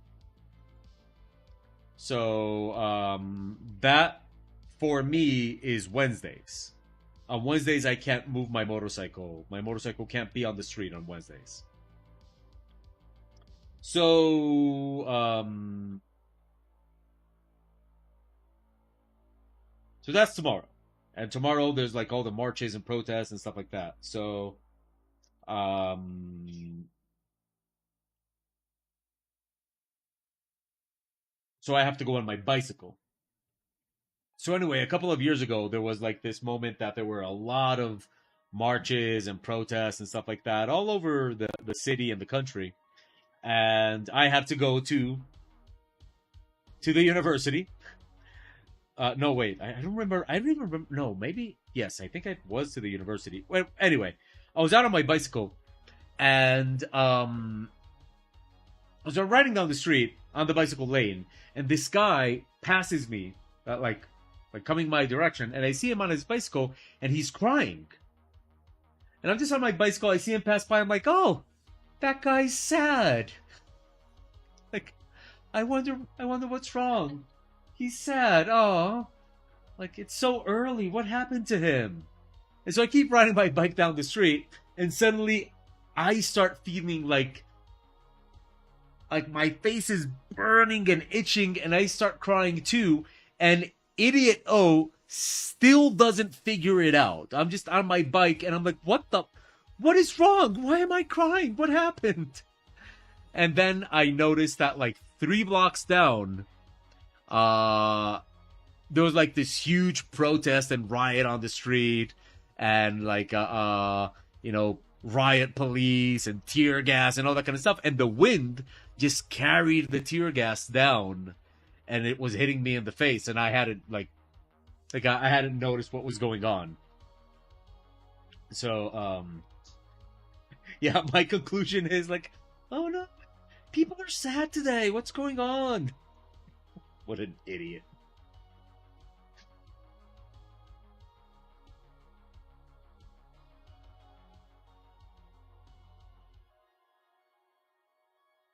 Don't be sad, citizen. Don't be sad. So anyway, hopefully that's not me tomorrow.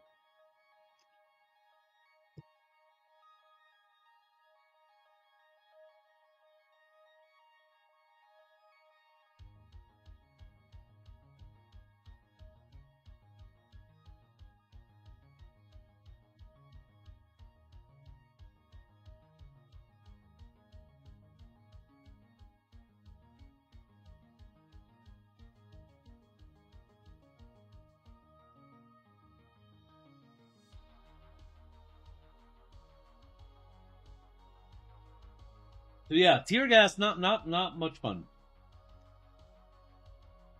Yeah, not a lot of fun. Tear gas. Wouldn't recommend.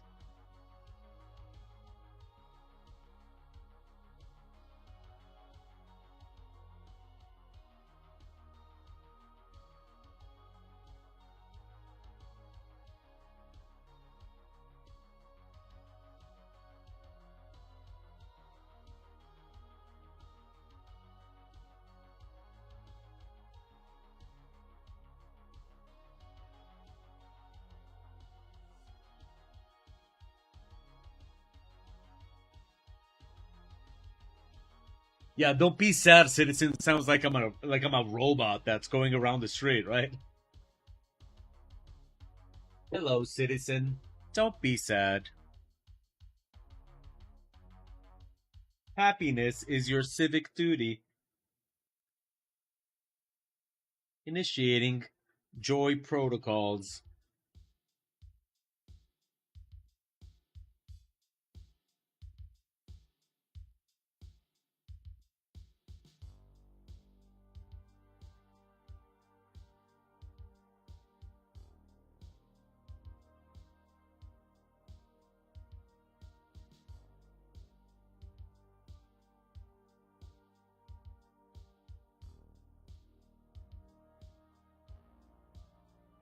But yeah, I'm already expecting that most of my students are not going to go tomorrow. Gonna have to ride my bike all the way there for them to not go to class. Good times. Then ride back.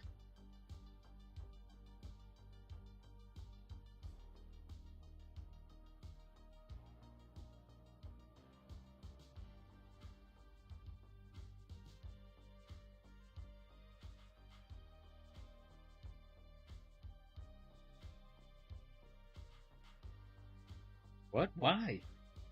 I don't get it.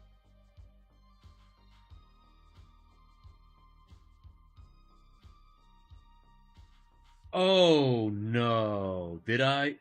I did. Oh, I did. And who knows how long ago I did that.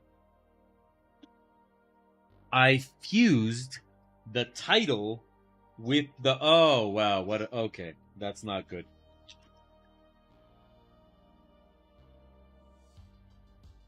How long ago did I do that?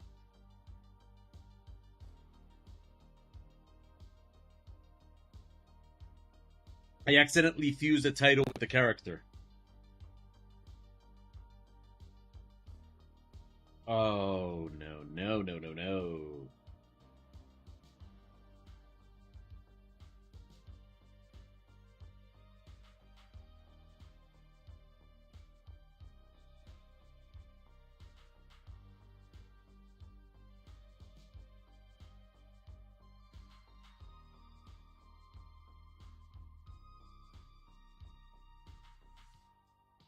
Come on. Come on. Come on, you got this.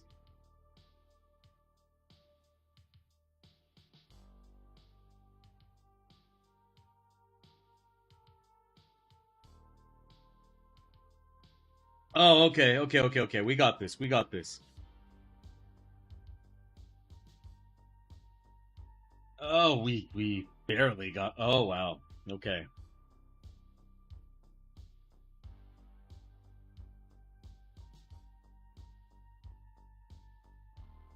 Not the best situation, but let's see what can happen.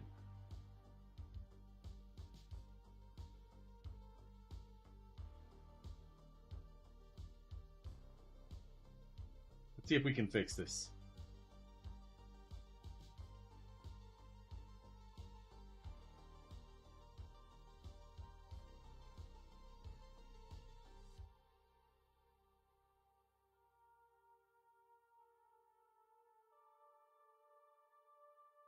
Paste.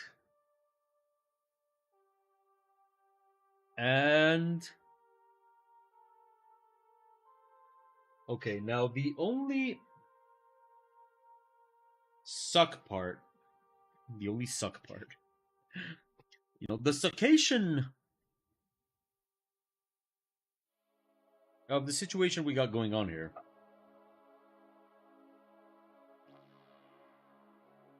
is that I would be losing a lot of detail. Okay, let me just. No, no, no, no, no. I still need you. Where is the title? Here it is. Okay. So we copy that. Then we can close you.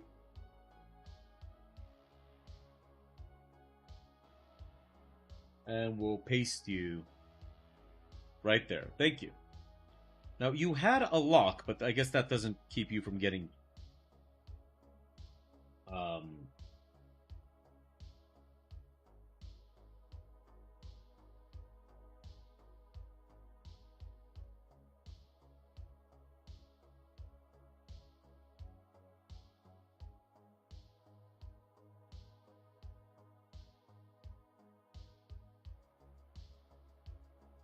Okay, let's see what happens here.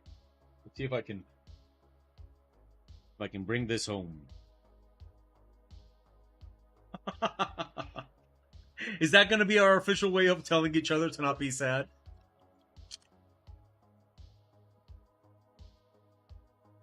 Oh no.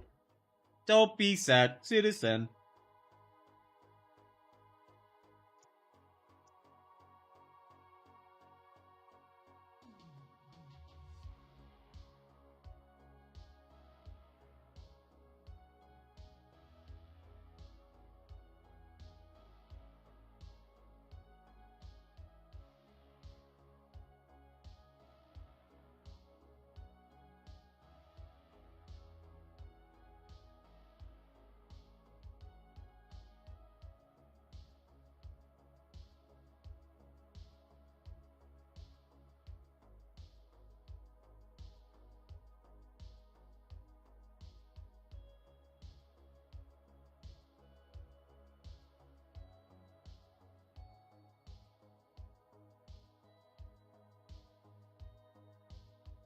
Okay, where else did I have extra stuff? I think I had extra stuff here. And here. Where else did I have extra stuff?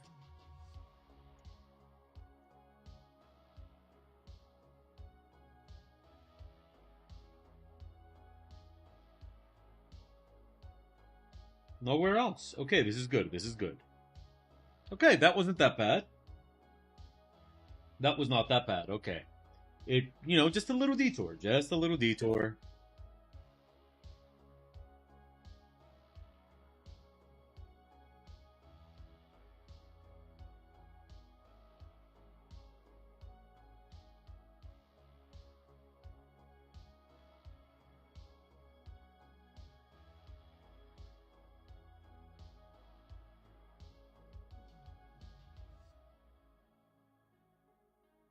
Okay. Okay. Um this keypad gets a lot more difficult to use if you're like in a moment where you're like, oh shit, things aren't working. It gets really difficult to use.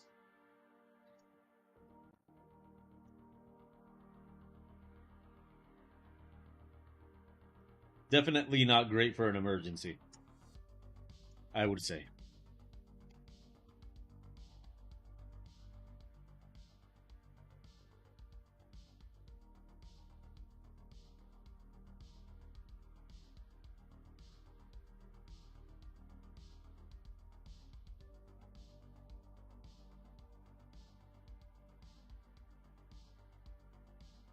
Yeah, maybe it's time to save a copy.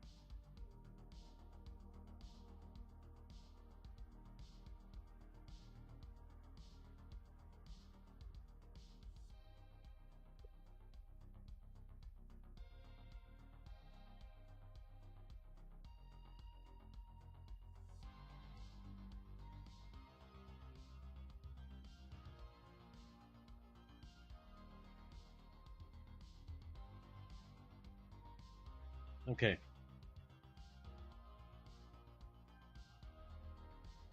What next?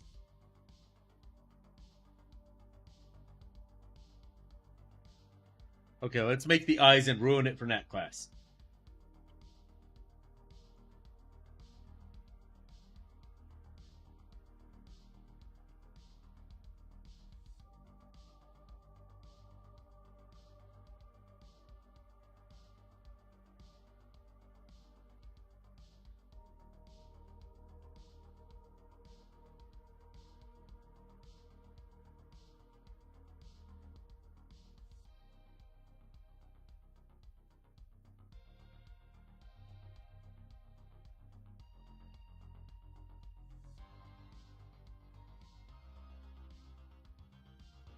Here we go.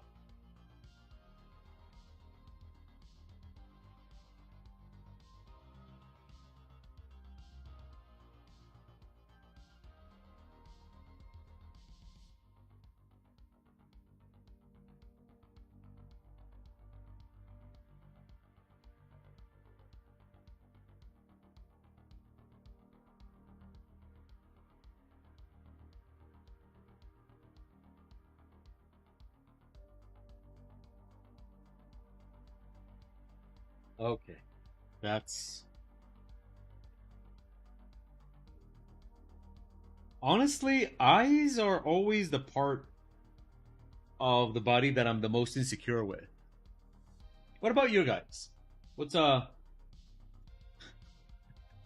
when I ask you like what's your biggest insecurity, it sounds almost like so that I may take advantage.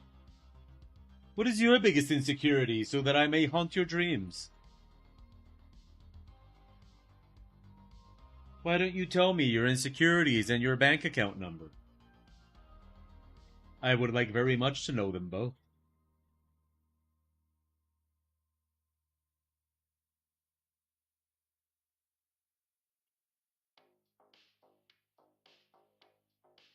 Wait. What color eyes does this guy have?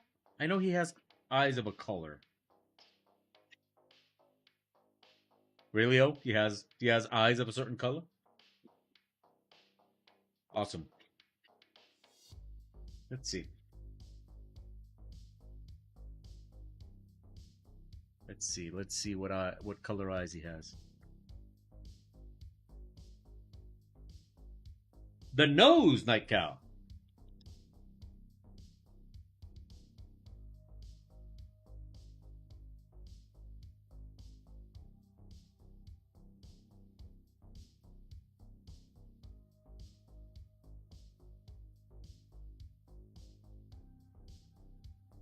Wait, where is that document? Oh, do I not have it here?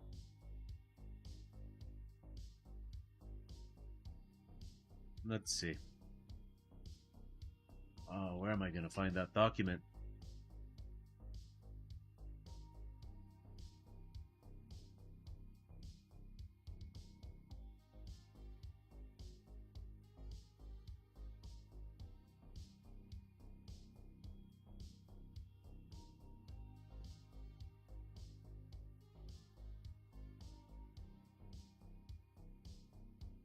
Oh no. Don't don't worry about it in that class. If I had a problem with my insecurities being laid in the open, I probably wouldn't stream myself working, right? Wouldn't I? You don't have to worry about it. Okay, let's see where this document. Ah, here we go. Okay, what color eyes are Urgosks? Let's put that over here.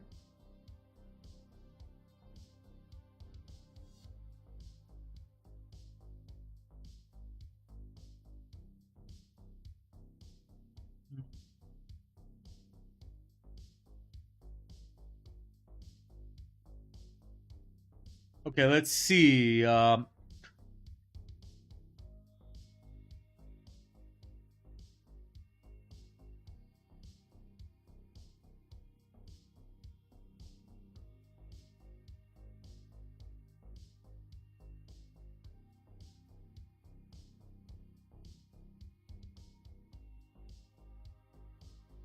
Red irises on yellow orbs. Okay. Yellow teeth. Okay. Good.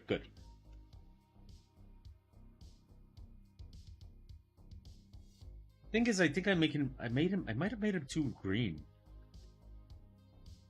I'm gonna need to tone down the green a little bit.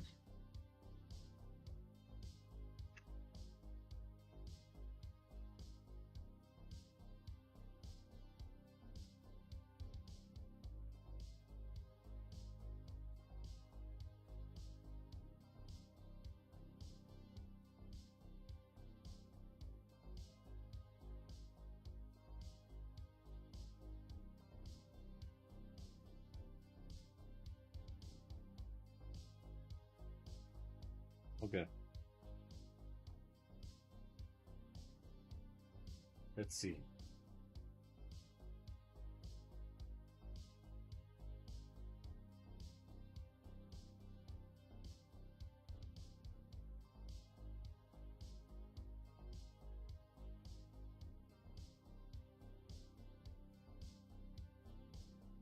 There we go. Nope.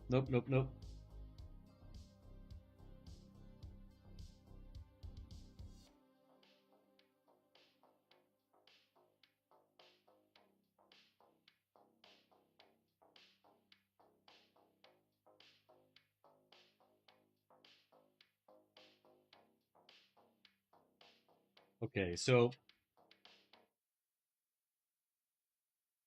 this is precisely because I am very, very uncertain when it comes to making guys. I kind of developed like techniques for it, almost like tricks for making the eyes and you know kind of getting them to look the way I want them to look. Um,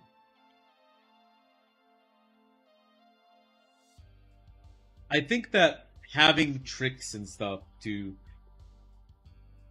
get the job done isn't something you want to like rely on when like with all your work, but I don't think it's bad to maybe have a couple of things that you know that you just kind of need to like yeah, you know, I know that I'm not the greatest at making eyes, so why not use a couple of tricks to make sure I can at least get the job done, right?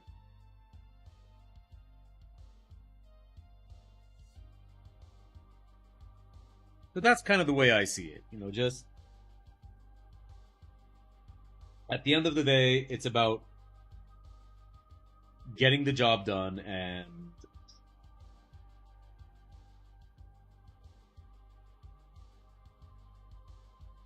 you know, as long as you're not plagiarizing anybody or anything of that sort, whatever gets the job done.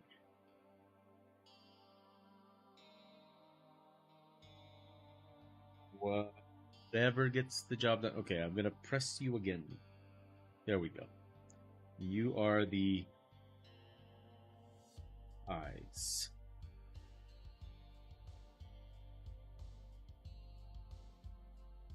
Put you down there.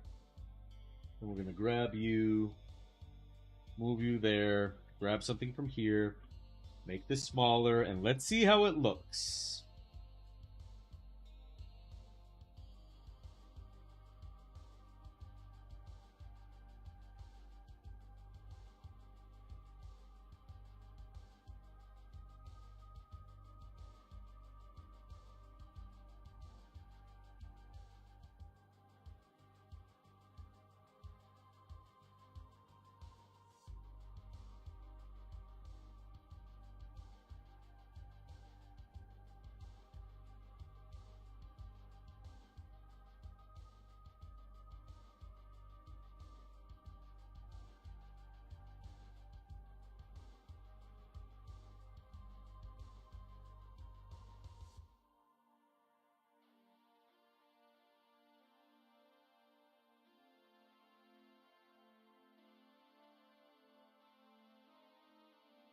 Ah, yeah.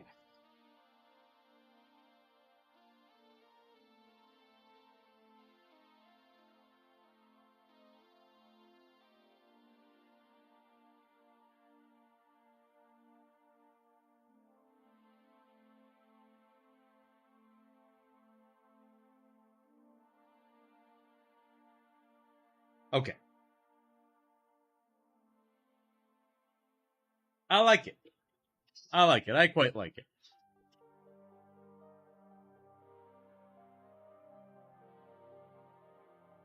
What we're gonna do is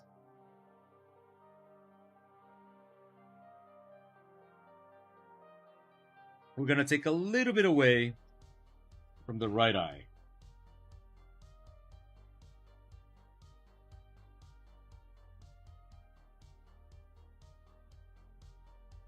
Kind of bring them together a little bit.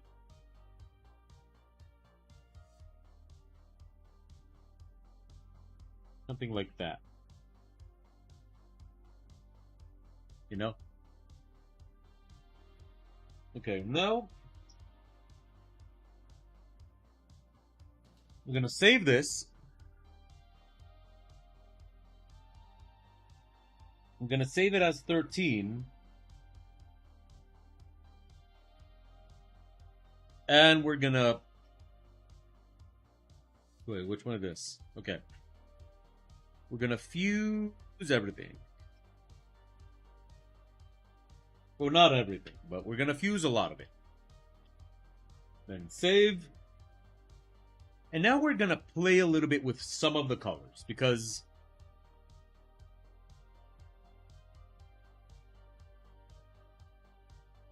one of our major mistakes here is that maybe he's a little bit too green. We want him to be brown. So grayish brown it will be, but we're going to take advantage of the fact that we have that that very interesting green. And so, okay, soft light is not where we want to go. That is not where we're going to go. Hue might respect the colors a little bit more, see? So a lot of times you don't want to use just color. You can use hue, and hue will kind of give you a little bit of what you want. Hue is giving me exactly what I want, actually.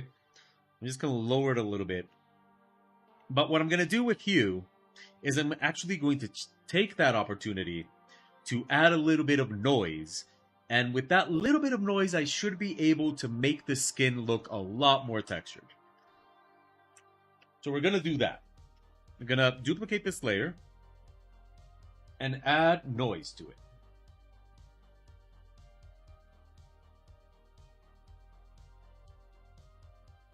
But we want it to be very, very small. Even smaller. Okay, maybe a little bit bigger. Yeah, like that. So this is a little trick. Like using noise is not really tricky, but we're going to use that noise and we're going to put this noise in overlay mode. That should give us a very interesting little bit of texture to that brown that we have right there. So we're going to do that. And then we're going to put this in hue mode. And it should... Or not. Or not. Okay. We'll complete it in a sec. We'll use the noise. Wait, you know what? I will want that noise. So let's undo first. Okay. And we'll do it with the noise in a sec. I'm going to lower that hue over here. Then we're just going to make sure that it's only on the skin.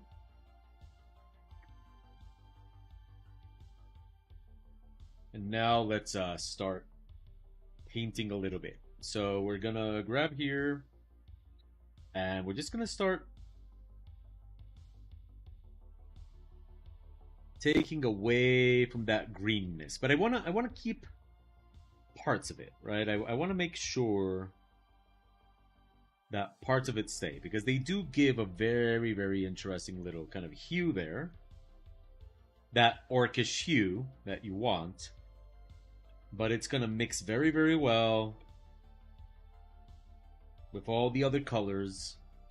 So now we have an orc that is not so much green. Now he is kind of grayish brown, which is the color that was in the description. So this is the reason why it's so important to kind of learn the what layer effects do, right? You know, all the different layer effects from normal to color. Because, like in this case, for example, that I had kind of made a mistake with this character that I made him green. I open up the description almost at the very end and discover that the character is not green. He's more like a grayish brown. And in the end, I think the result is even more interesting than if I had made the character grayish brown from the beginning. Because now I'm getting this very interesting sort of play of colors and stuff. Very, very... that I'm very much into. See? Without it, with it.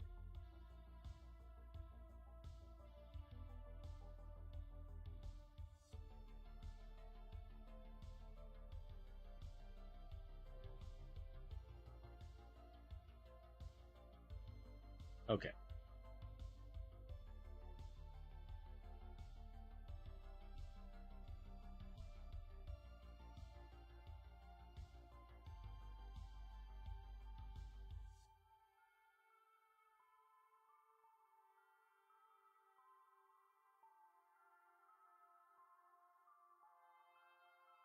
Okay. Unfortunately, we're not showing a lot of skin. So, in no time, we'll have this orc only have the slightest hint of green.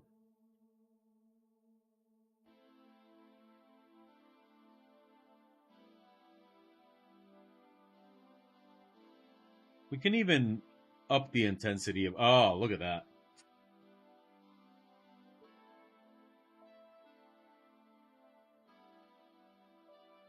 Okay, now what we want to do is we might want to just duplicate this layer.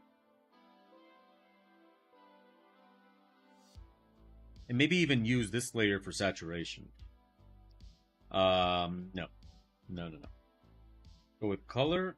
And I'm going to lower this a lot, but desaturate this layer a lot. So Control U. There we go.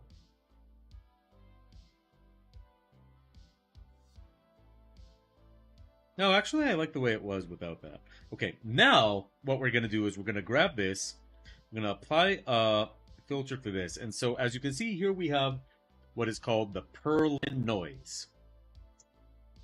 And so the cool thing about this purlin noise is that it's going to allow us to experiment a little bit with it to bring in what's going to make that skin look like it has a lot of texture. It's going to look very porous if we want to go in that direction. Let's try maybe with hard light. No, that's too much. I'm going to keep it with... I'm actually going to keep it with overlay. Just lower that opacity a little bit, but first we're going to just kind of fuse this layer with another. Oh yeah, there you go, art. Art has happened. And now we're just going to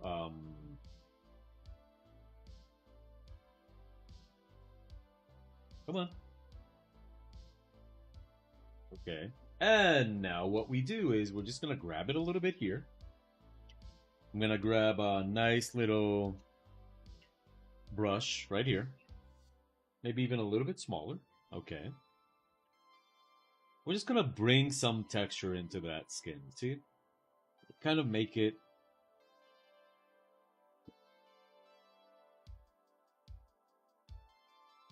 not too much. We don't want it all over the place. Just a little bit.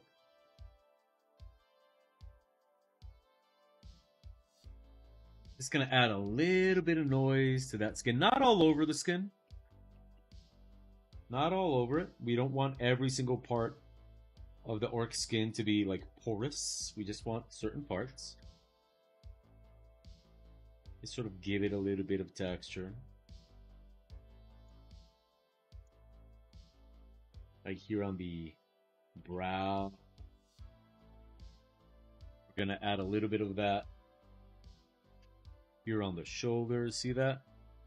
Very, very nice. You know, like, you know, in the words of Arnold Schwarzenegger in Titanic, look at my boobies, Jack. So nice.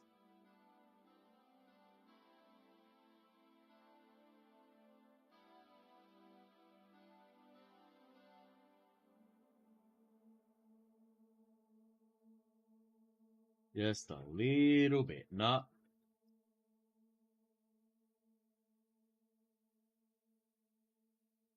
Thank you, Nat Class.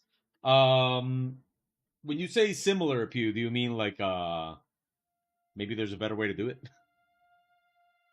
Because I kind of just made this up, so I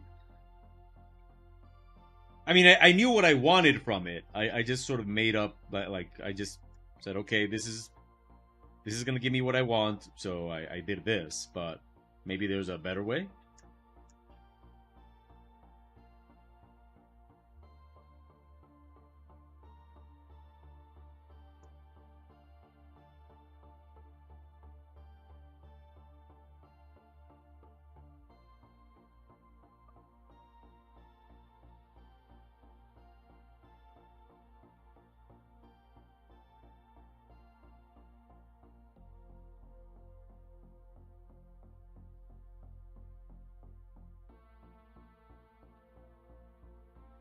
Oh.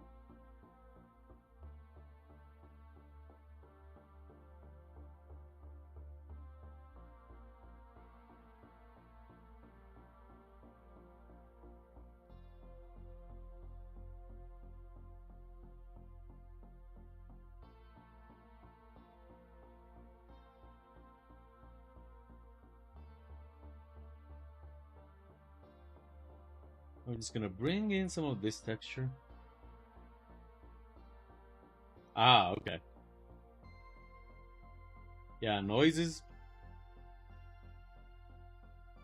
The good thing about noise is that it's always gonna give that impression that there's more detail, and that's always a little useful.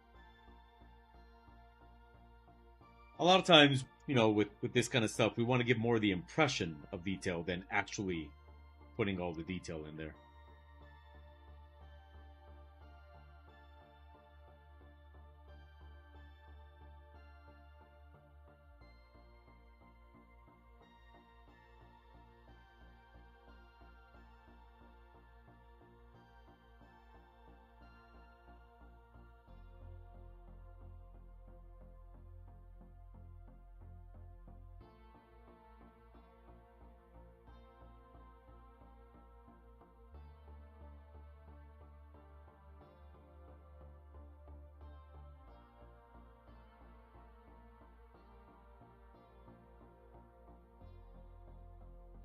Okay, now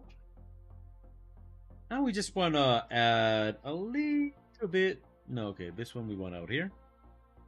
Now we just want to kind of start adding a little bit of texture to these shoulders to make sure that they look, like nice and fuzzy.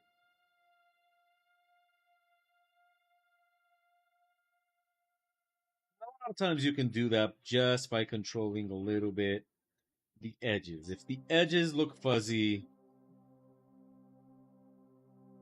the eye is probably just going to assume that the rest is fuzzy. So you don't need to paint every single hairy detail. As long as you give that sort of impression of texture, you're going to get that sensation that, and just kind of pull one or, just a few hairs there, right?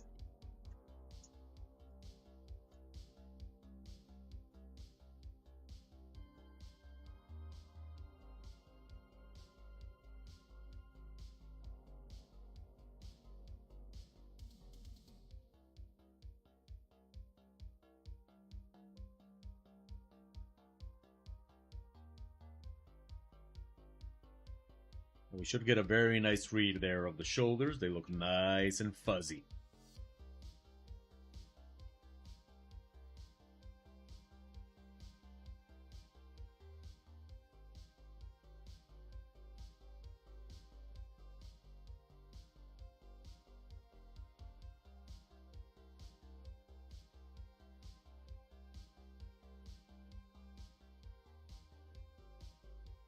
We're going to just pull a few hairs out.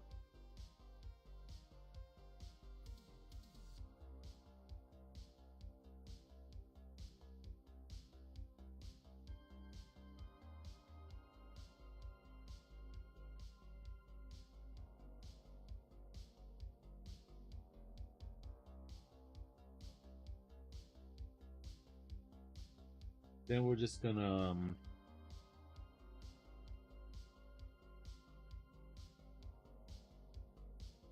there we go.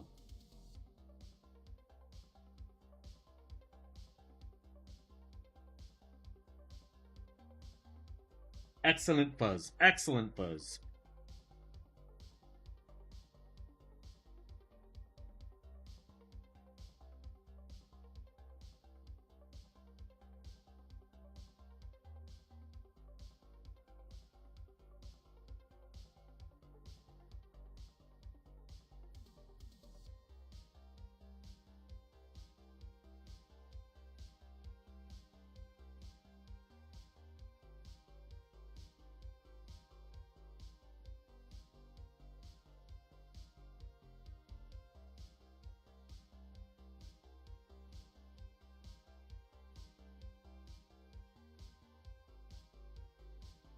Okay, just bring out 1 or 2 hairs there. There we go. Some excellent, excellent fuzz.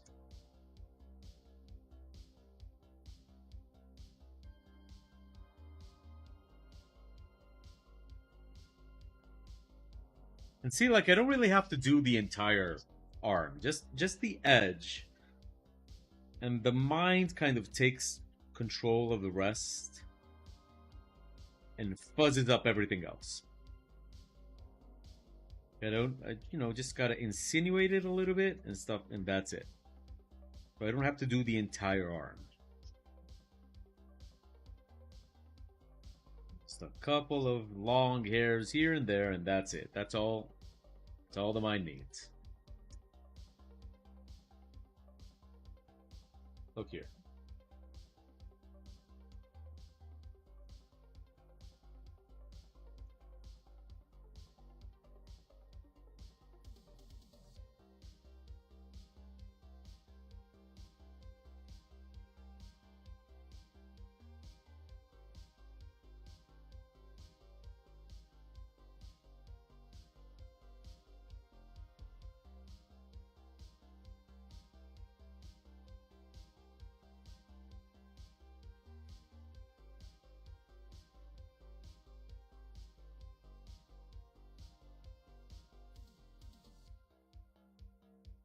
There we go. And we don't even see my. Oh, although we can get. Nah, let's not give him hairy knuckles. Ah, see? There you go. That is a nice fuzzy arm.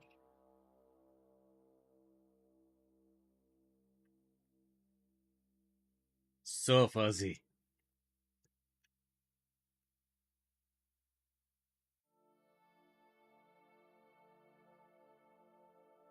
Now let's make his teeth yellow. Sounds almost like bullying the orc. Now let's make his teeth yellow, and we'll give him a little mustache and.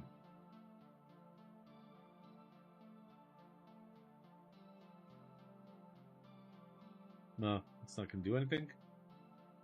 There we go.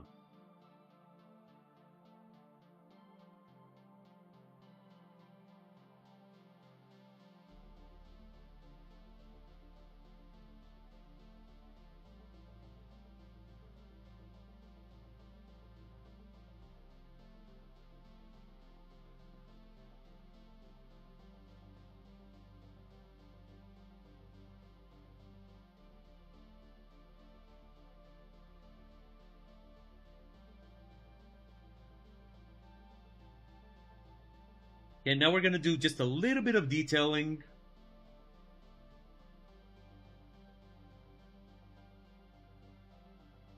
Um, well, it's okay to be sleepy, Sabrina. And besides, getting zoned out into work is great. No apology necessary.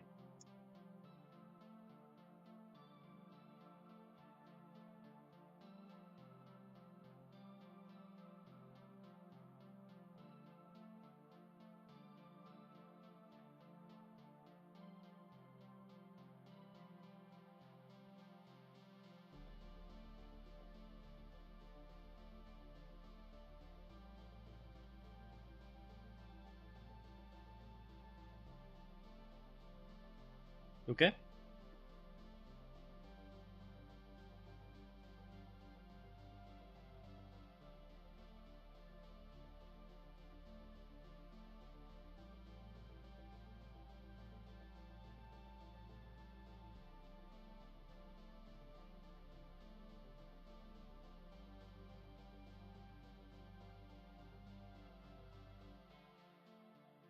Okay.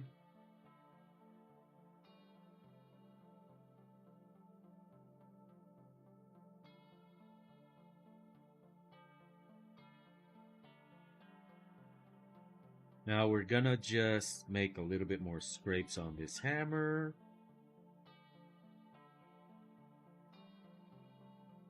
What else do we need? Okay, here. Let's do a little bit of detailing here. Gonna add just a little bit of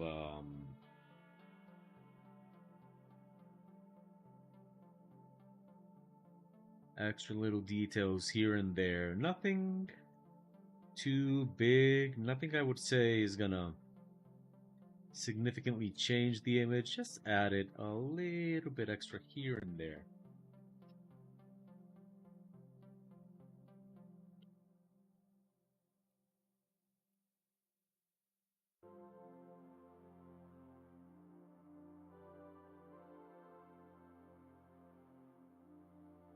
If I'm not mistaken, for Sabrina, it's like just after lunchtime. But she's probably got that post-lunch sleepiness, drowsiness. If I'm not mistaken.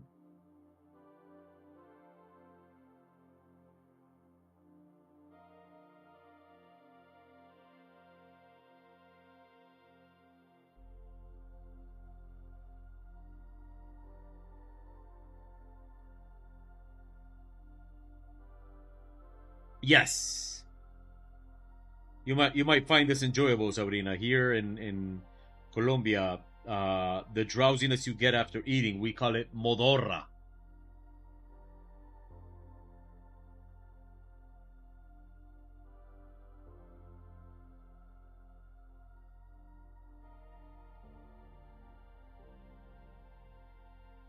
Oh, you haven't had lunch in that class? Do you normally have lunch very late?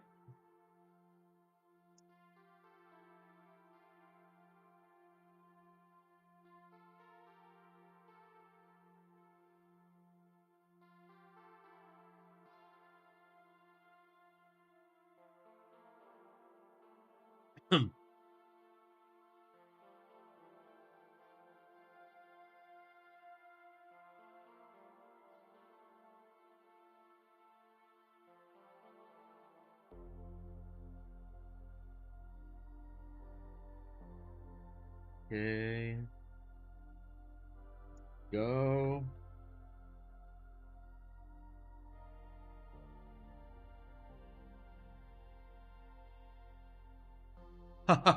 Well, okay, Sabrina, here's how you pronounce it. It goes Modorra. Modorra.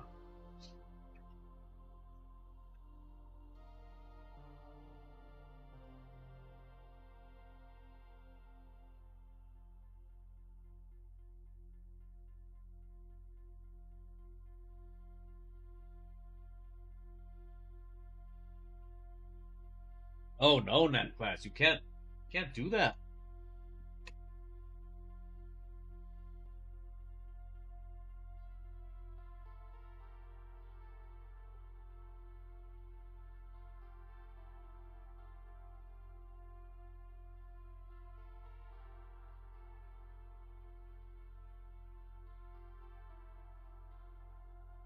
It actually looks quite interesting.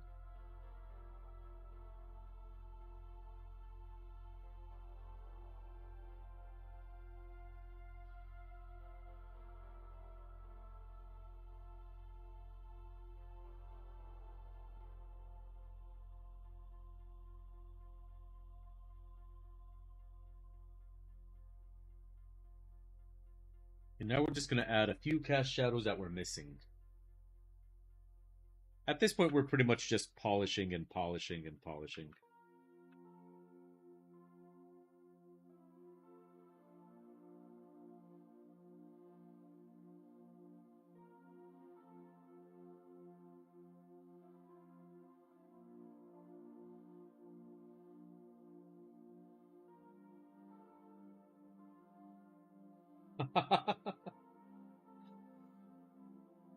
To rule them all. One Modorra to rule them all.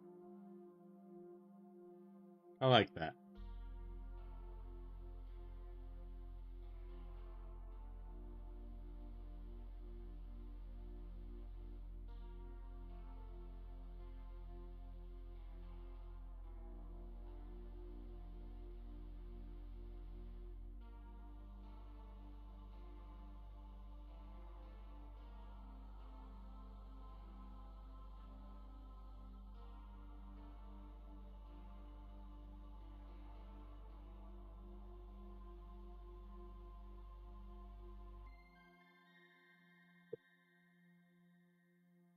Where else am I missing a little bit of? Shadows. Yeah, there. And now we're basically just polishing here and there, whatever we consider needs a little bit of polish, right?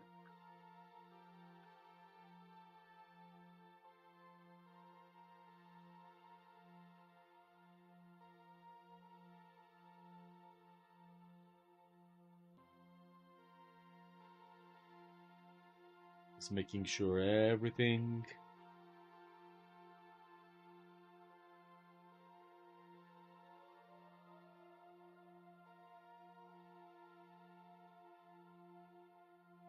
What, soccer?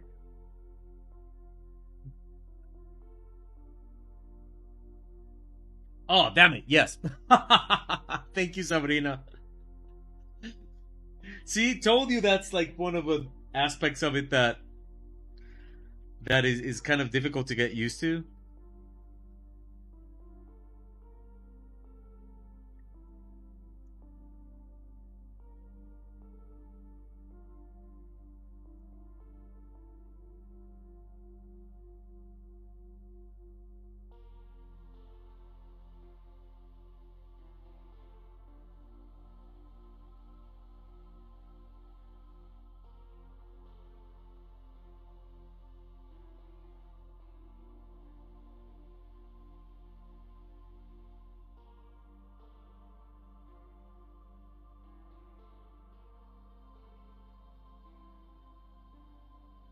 Uh, but uh but for gaming, like for first person shooters, it is phenomenal. It is really, really good.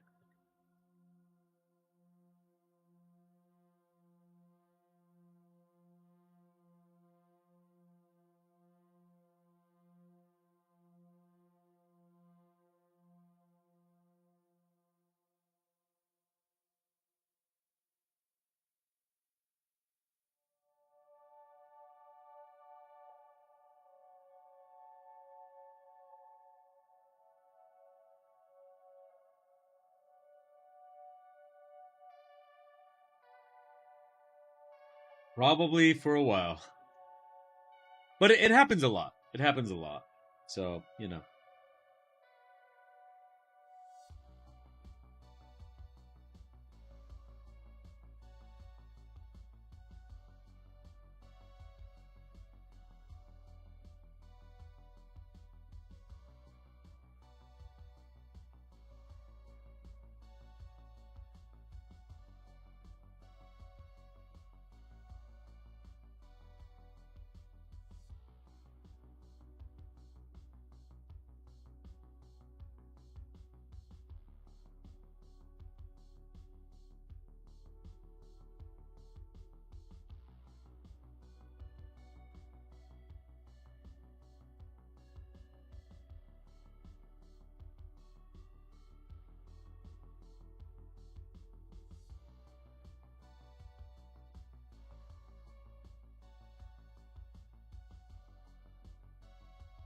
Oh, you have a 3060 too. I have a 3060. But I don't play military shooters, so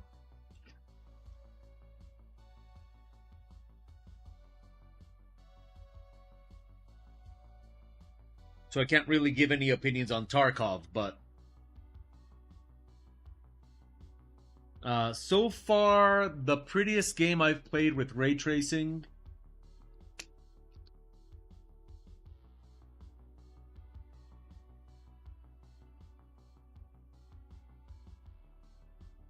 Cyberpunk looks amazing with ray tracing. Control is incredible with ray tracing. Um, which other one is really good with ray tracing?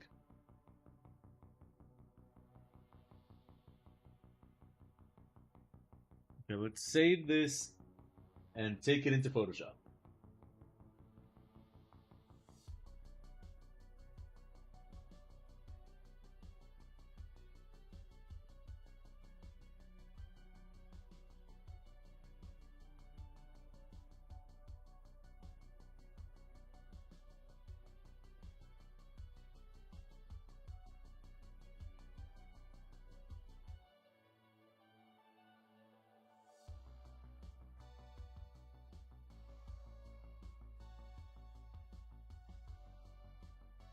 Oh, it better be Nightkel because I'm planning to buy a new computer this year, like over the next few months, but I'm not gonna change the video card. Like I'm gonna buy a new computer, but I'm gonna put this video card into that computer. So this 3060 Ti better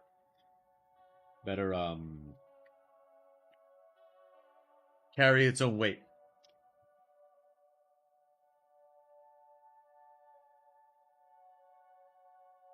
Oh shit. Okay.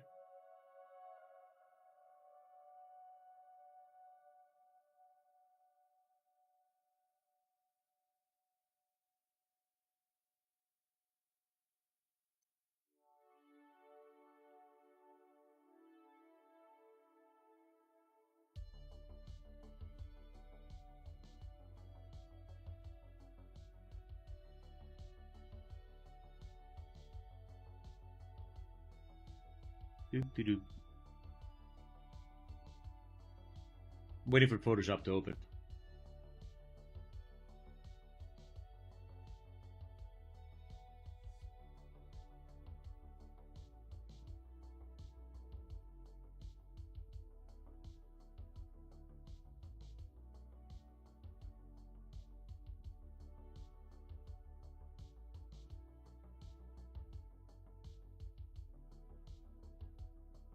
Go good, Photoshop? Doesn't seem like it. Photoshop.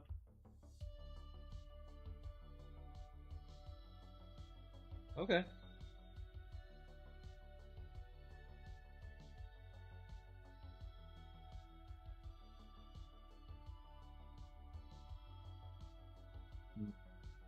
What? Wait. What company am I working on? Okay.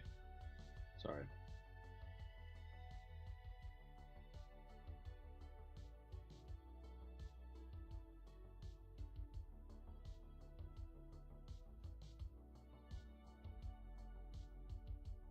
Okay, here we go. Let's have some fun.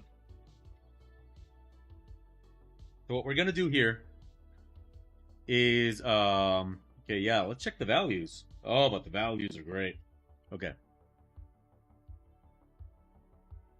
So what we're gonna do here is we're gonna grab everything except the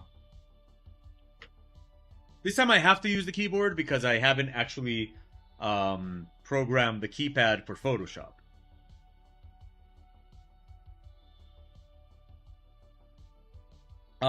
What color profile do I have it set to?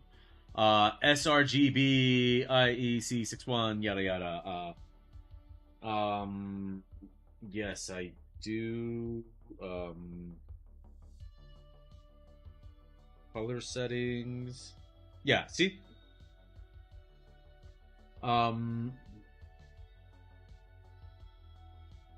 Yeah, you can see there.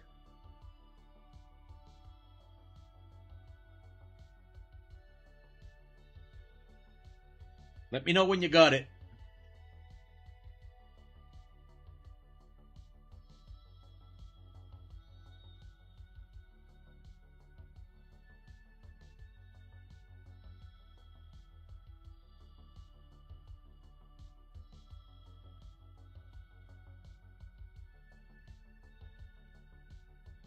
Awesome. Okay.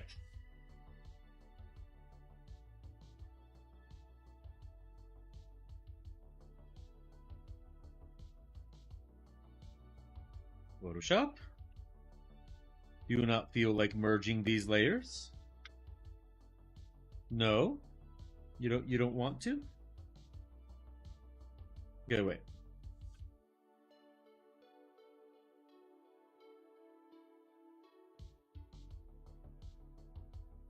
There we go.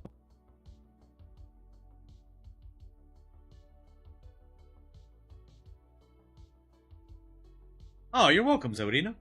Okay, now check it out. We're gonna do a little something that Photoshop lets us do. First we're gonna view this. Okay, like that. And then we are going to go into the liquify menu.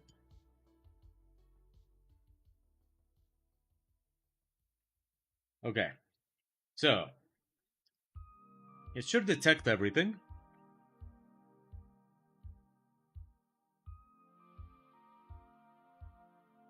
Okay, let's see. What do we want to do here? Okay, wait. Let me just adjust something here on my desk. Time do we have? Okay, here we go. So, this okay, let's leave this at there. See, maybe a little bit of that. Let's maybe give them that.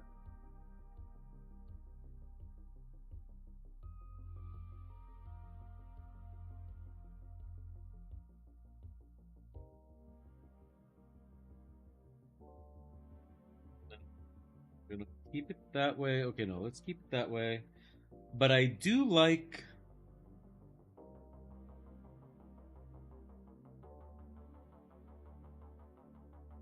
What is this Dark Souls character creator magic? This is this is what you can do in Photoshop's liquify menu now. I can increase or decrease the distance between the eyes. This time I'm gonna decrease it a little bit, bring them a little bit together. There we go. And not just the eyes. Let's go with the nose. Let's see, nose height. Okay, wait. Where was it? Okay, let's do that. Nose width. Oh yeah, let's give him a wider nose.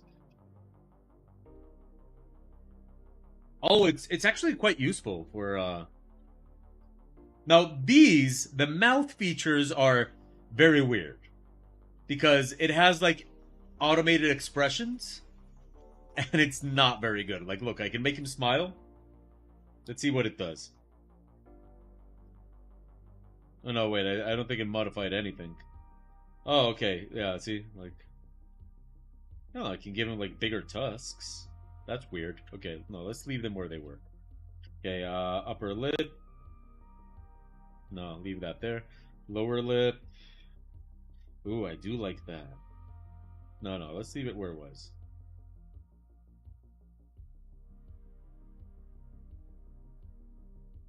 No, leaving that where it was. Oh, I can close the mouth a little bit.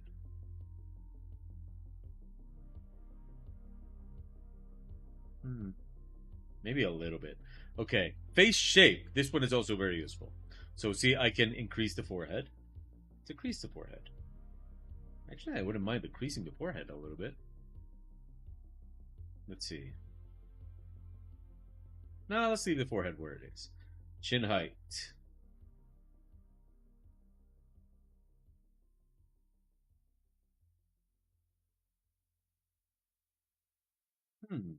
Might want to give him a little bit more chin.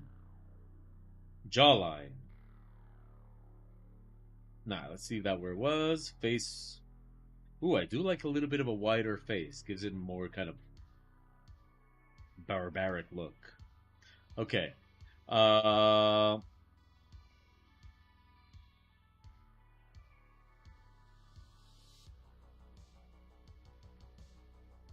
that's also you can go here, and you can change the eye manually. See, so I'm gonna do that a little bit to this eye. Wait, I'm gonna zoom into the eye.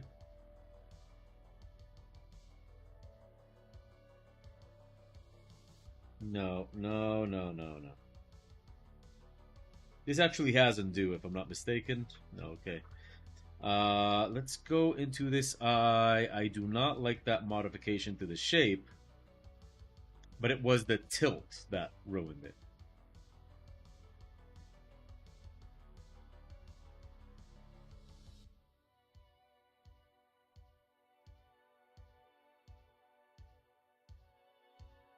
Okay, wait, wait. Let's unlock that. Ah, there we go. Kind of there.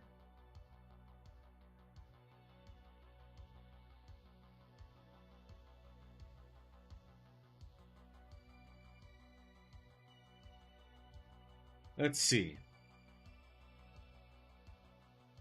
Ah, that's nice. Check it out. Check it out. So this was the face before. Here it is now with the modifications. See?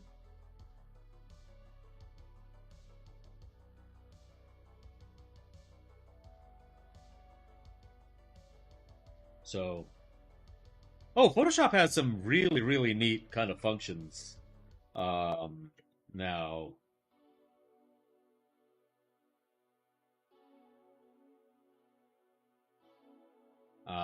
here is another.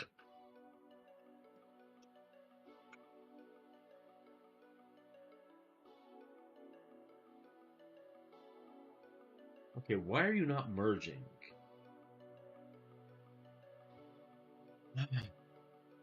Let's see.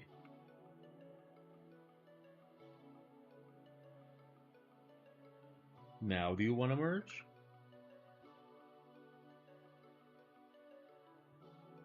Okay.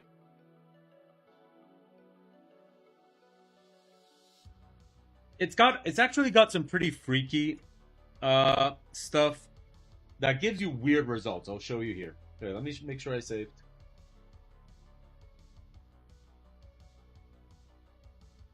So we're going to go to filter neural filters. See? So now Photoshop is going to allow us to use. You see, this is the good use of AI.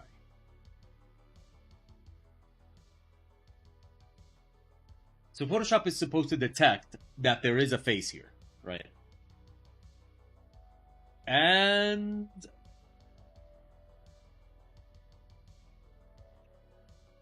it's taking its time though. Okay. So it should allow us to smooth the skin, which I don't want to do. But we can do smart portrait. And in smart portrait, this is like really freaky. I'm not going to use this, but like I can make him happy. So it does this through cloud processing, right? So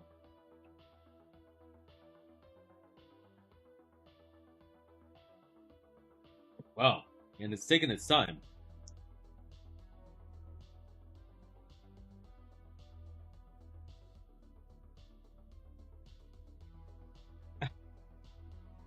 You know, I actually like the modification it made to the eyes.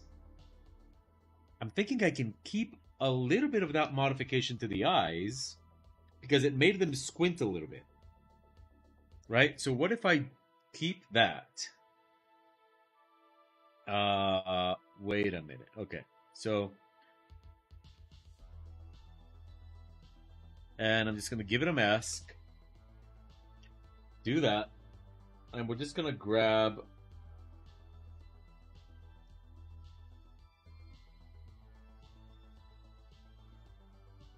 and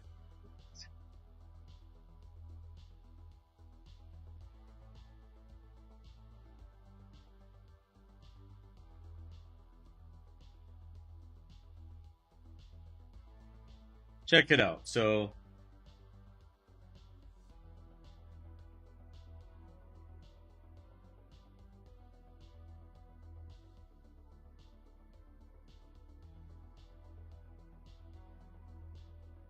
no, actually, I like the original better, but it's still, it's a function. It exists.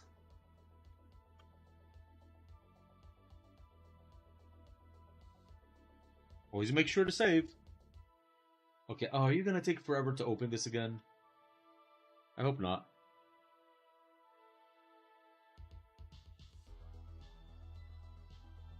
Or maybe.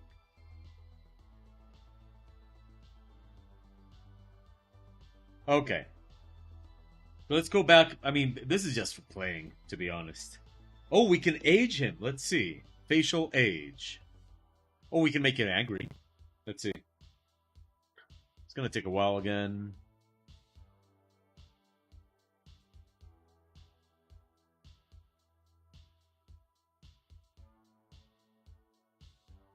Doop doo doo.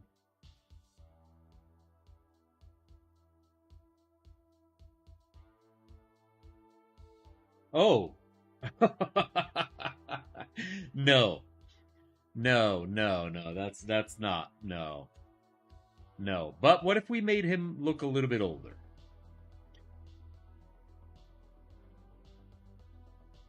Oh, wow. Okay. That's huh.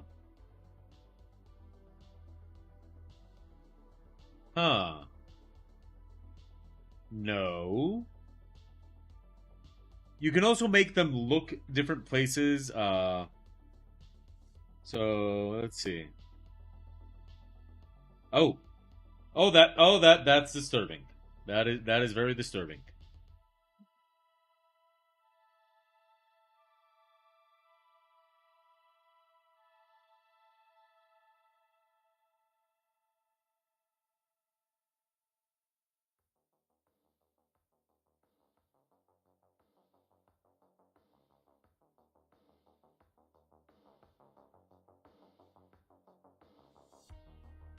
Okay, yeah. Okay, wow. Well, for example, let's see. It says that it can make the head turn. So let's see.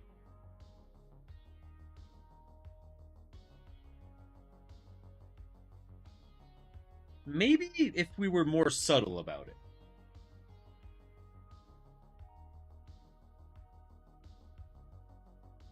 I'd say no. What about fix head alignment? What does that do? Oh, okay, it doesn't. Okay. Light direction. Oh, okay.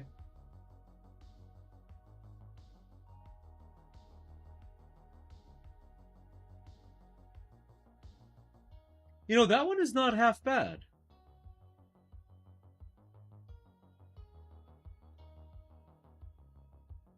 I don't think it needs it, but okay. Now, it also has depth blur, stuff like that, but I really like the color transfer, and I like to do a little bit of a. It's kind of like so you can use the color transfer to just say like, okay, I want it in these colors. Or you can bring it in from another image. Now this is all like very very simple stuff, but one of the things is that since I am so desaturated in my colors, and I tend to not be. One of the little tricks I do is so what I'm gonna do is I'm gonna add this one, right? And this one is gonna do like some really really wonky colors, right? It's just gonna do like this really crazy colorization, like that. Or I could even do this one. Let's see.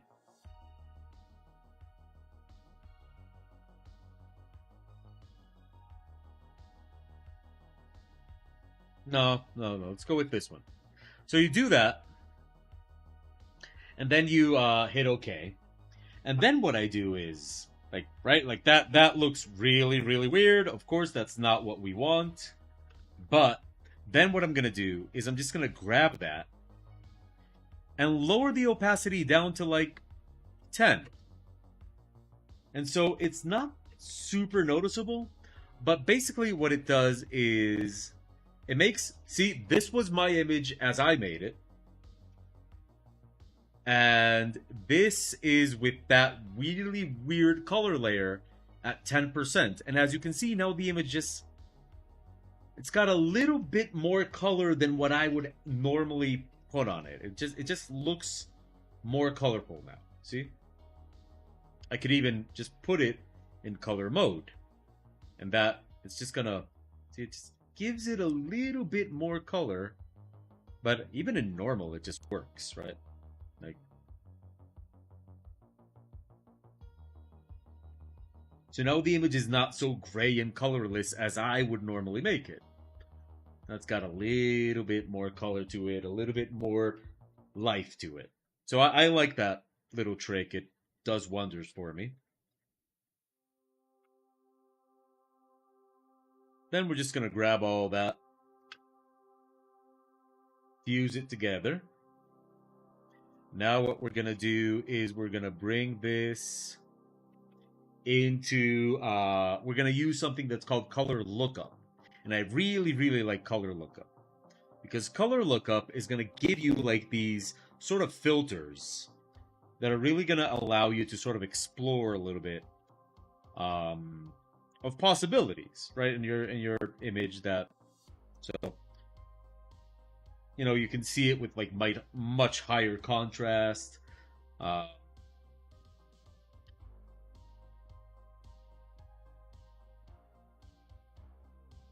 oh, wow! Wait! Did I just? Oh, okay. I've been forgetting this the entire time.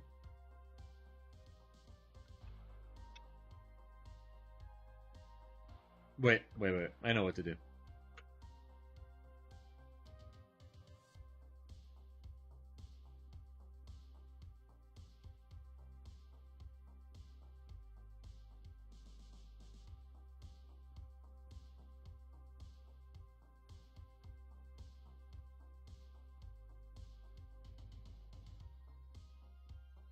And now we're gonna add that color lookup. We're just gonna, you know, see what happens with it. So we got that, some very, very nice effects. What happens if I put this underneath?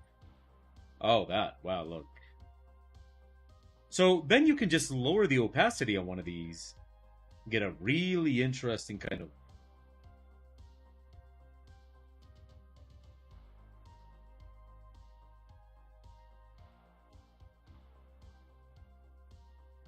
result with it.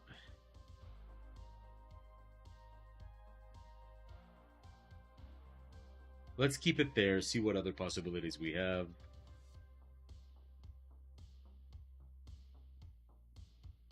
Some of them contrast it really well. Oh, look at this one.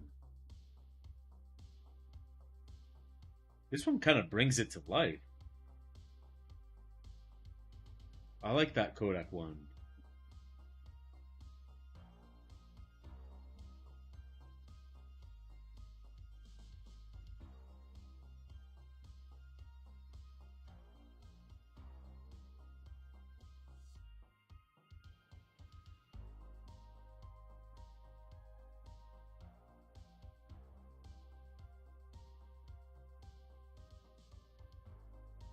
Oh, like this one? What if we were to put this one in like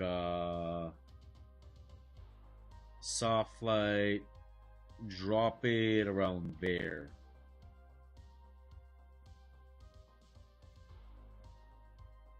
It really kind of gives it that, gives the light that little bit of push. Now we're just gonna do another color lookup. I'm gonna use the one I liked. That was, I think it was this one. We're gonna lower the opacity on that one over here. And so here it is without any of the color effects. And here it is with all the color effects I just added. And it just kind of makes it pop a little bit more, right? That's really all we're looking for here. Just kind of get a little bit more pop. And so what we're going to do now is we're just going to grab this and, okay, this has been crashing Photoshop for the past couple of months. So in case it crashes, I'll see you guys Friday in case it crashes. Let's see what happens. Camera raw filter. It crashes Photoshop a lot lately. So if anything, I'll see you guys Friday. But if not, we'll finish after I'm done here with camera raw. We might be in luck.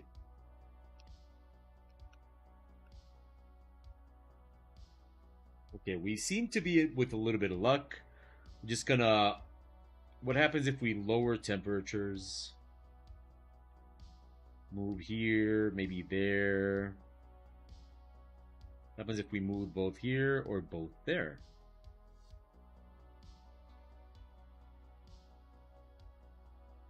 Or nothing. We just leave it the way it is, but we do... So what I like to do is I like to hit the black a little bit, increase the whites a little bit, just make it sort of get that crispiness.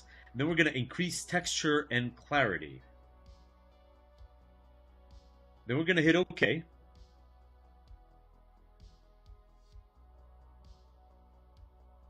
And so you can see here, look at the difference. Like, here's what it looked like. Here's what we got now. And I'm just going to lower the opacity on that a little bit.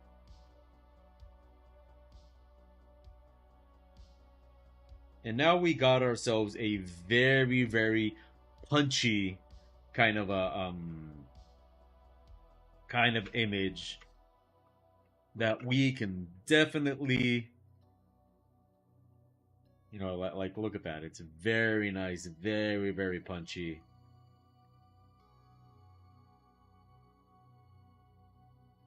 So it's subtle little differences, but that's one of the reasons I say we can't really get rid of Photoshop, because I mean, look at what we had. Like, look at what we had. It's just very, very subtle, but it really kind of brings it. And I'll show you how it was at the beginning, like the original. Look.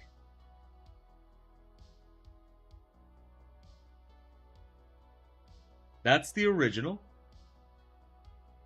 That's the final one. Okay, so that is actually going to be it for today. Let me just place this here on the screen. We'll...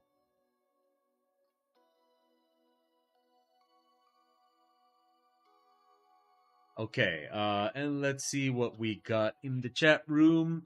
You're going on a vacation. We might take a one-day trip somewhere, like the coast or a bend or something. No plans yet. Well, Nat Class, we're gonna miss you, but I do hope you enjoy your very deserved vacation. I'm assuming that this is a vacation, end of book vacation, right? Probably. So, so yeah, awesome. I think that is awesome. I hope you enjoy your vacation. As for the rest of you, I will be back on Friday. I don't know what I'm gonna be working on Friday yet, but probably Mongoose stuff. I'm sorry I haven't been able to do any art challenges on Friday, but the thing is, I'm really kind of trying to start the year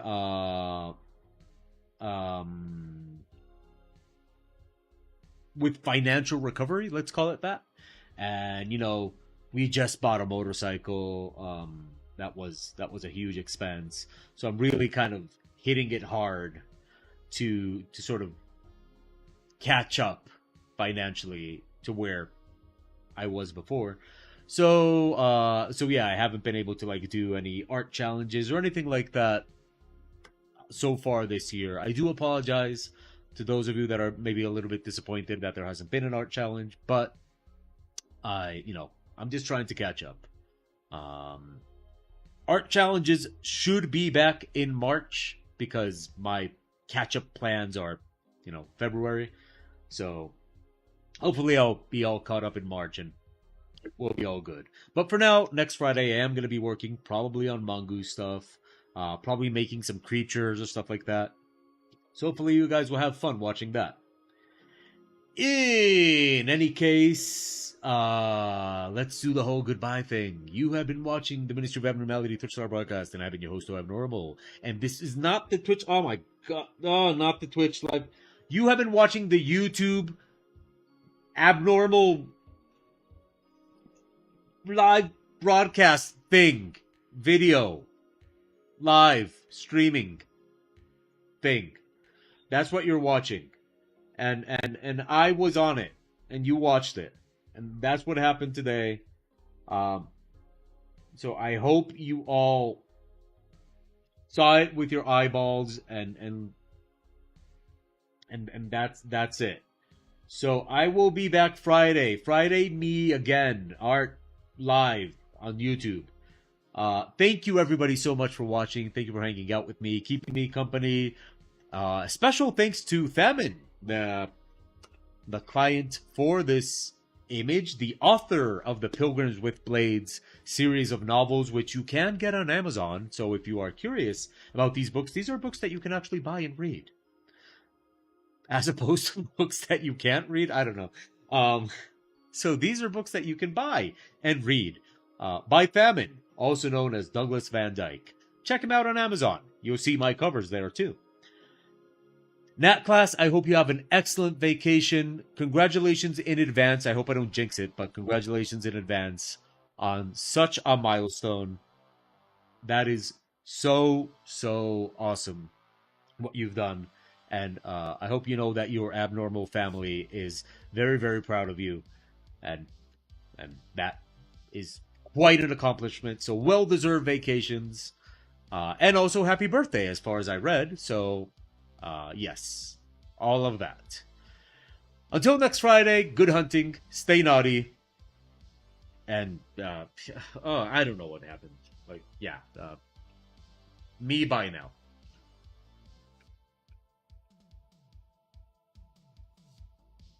I just my brain just stopped functioning. Yeah.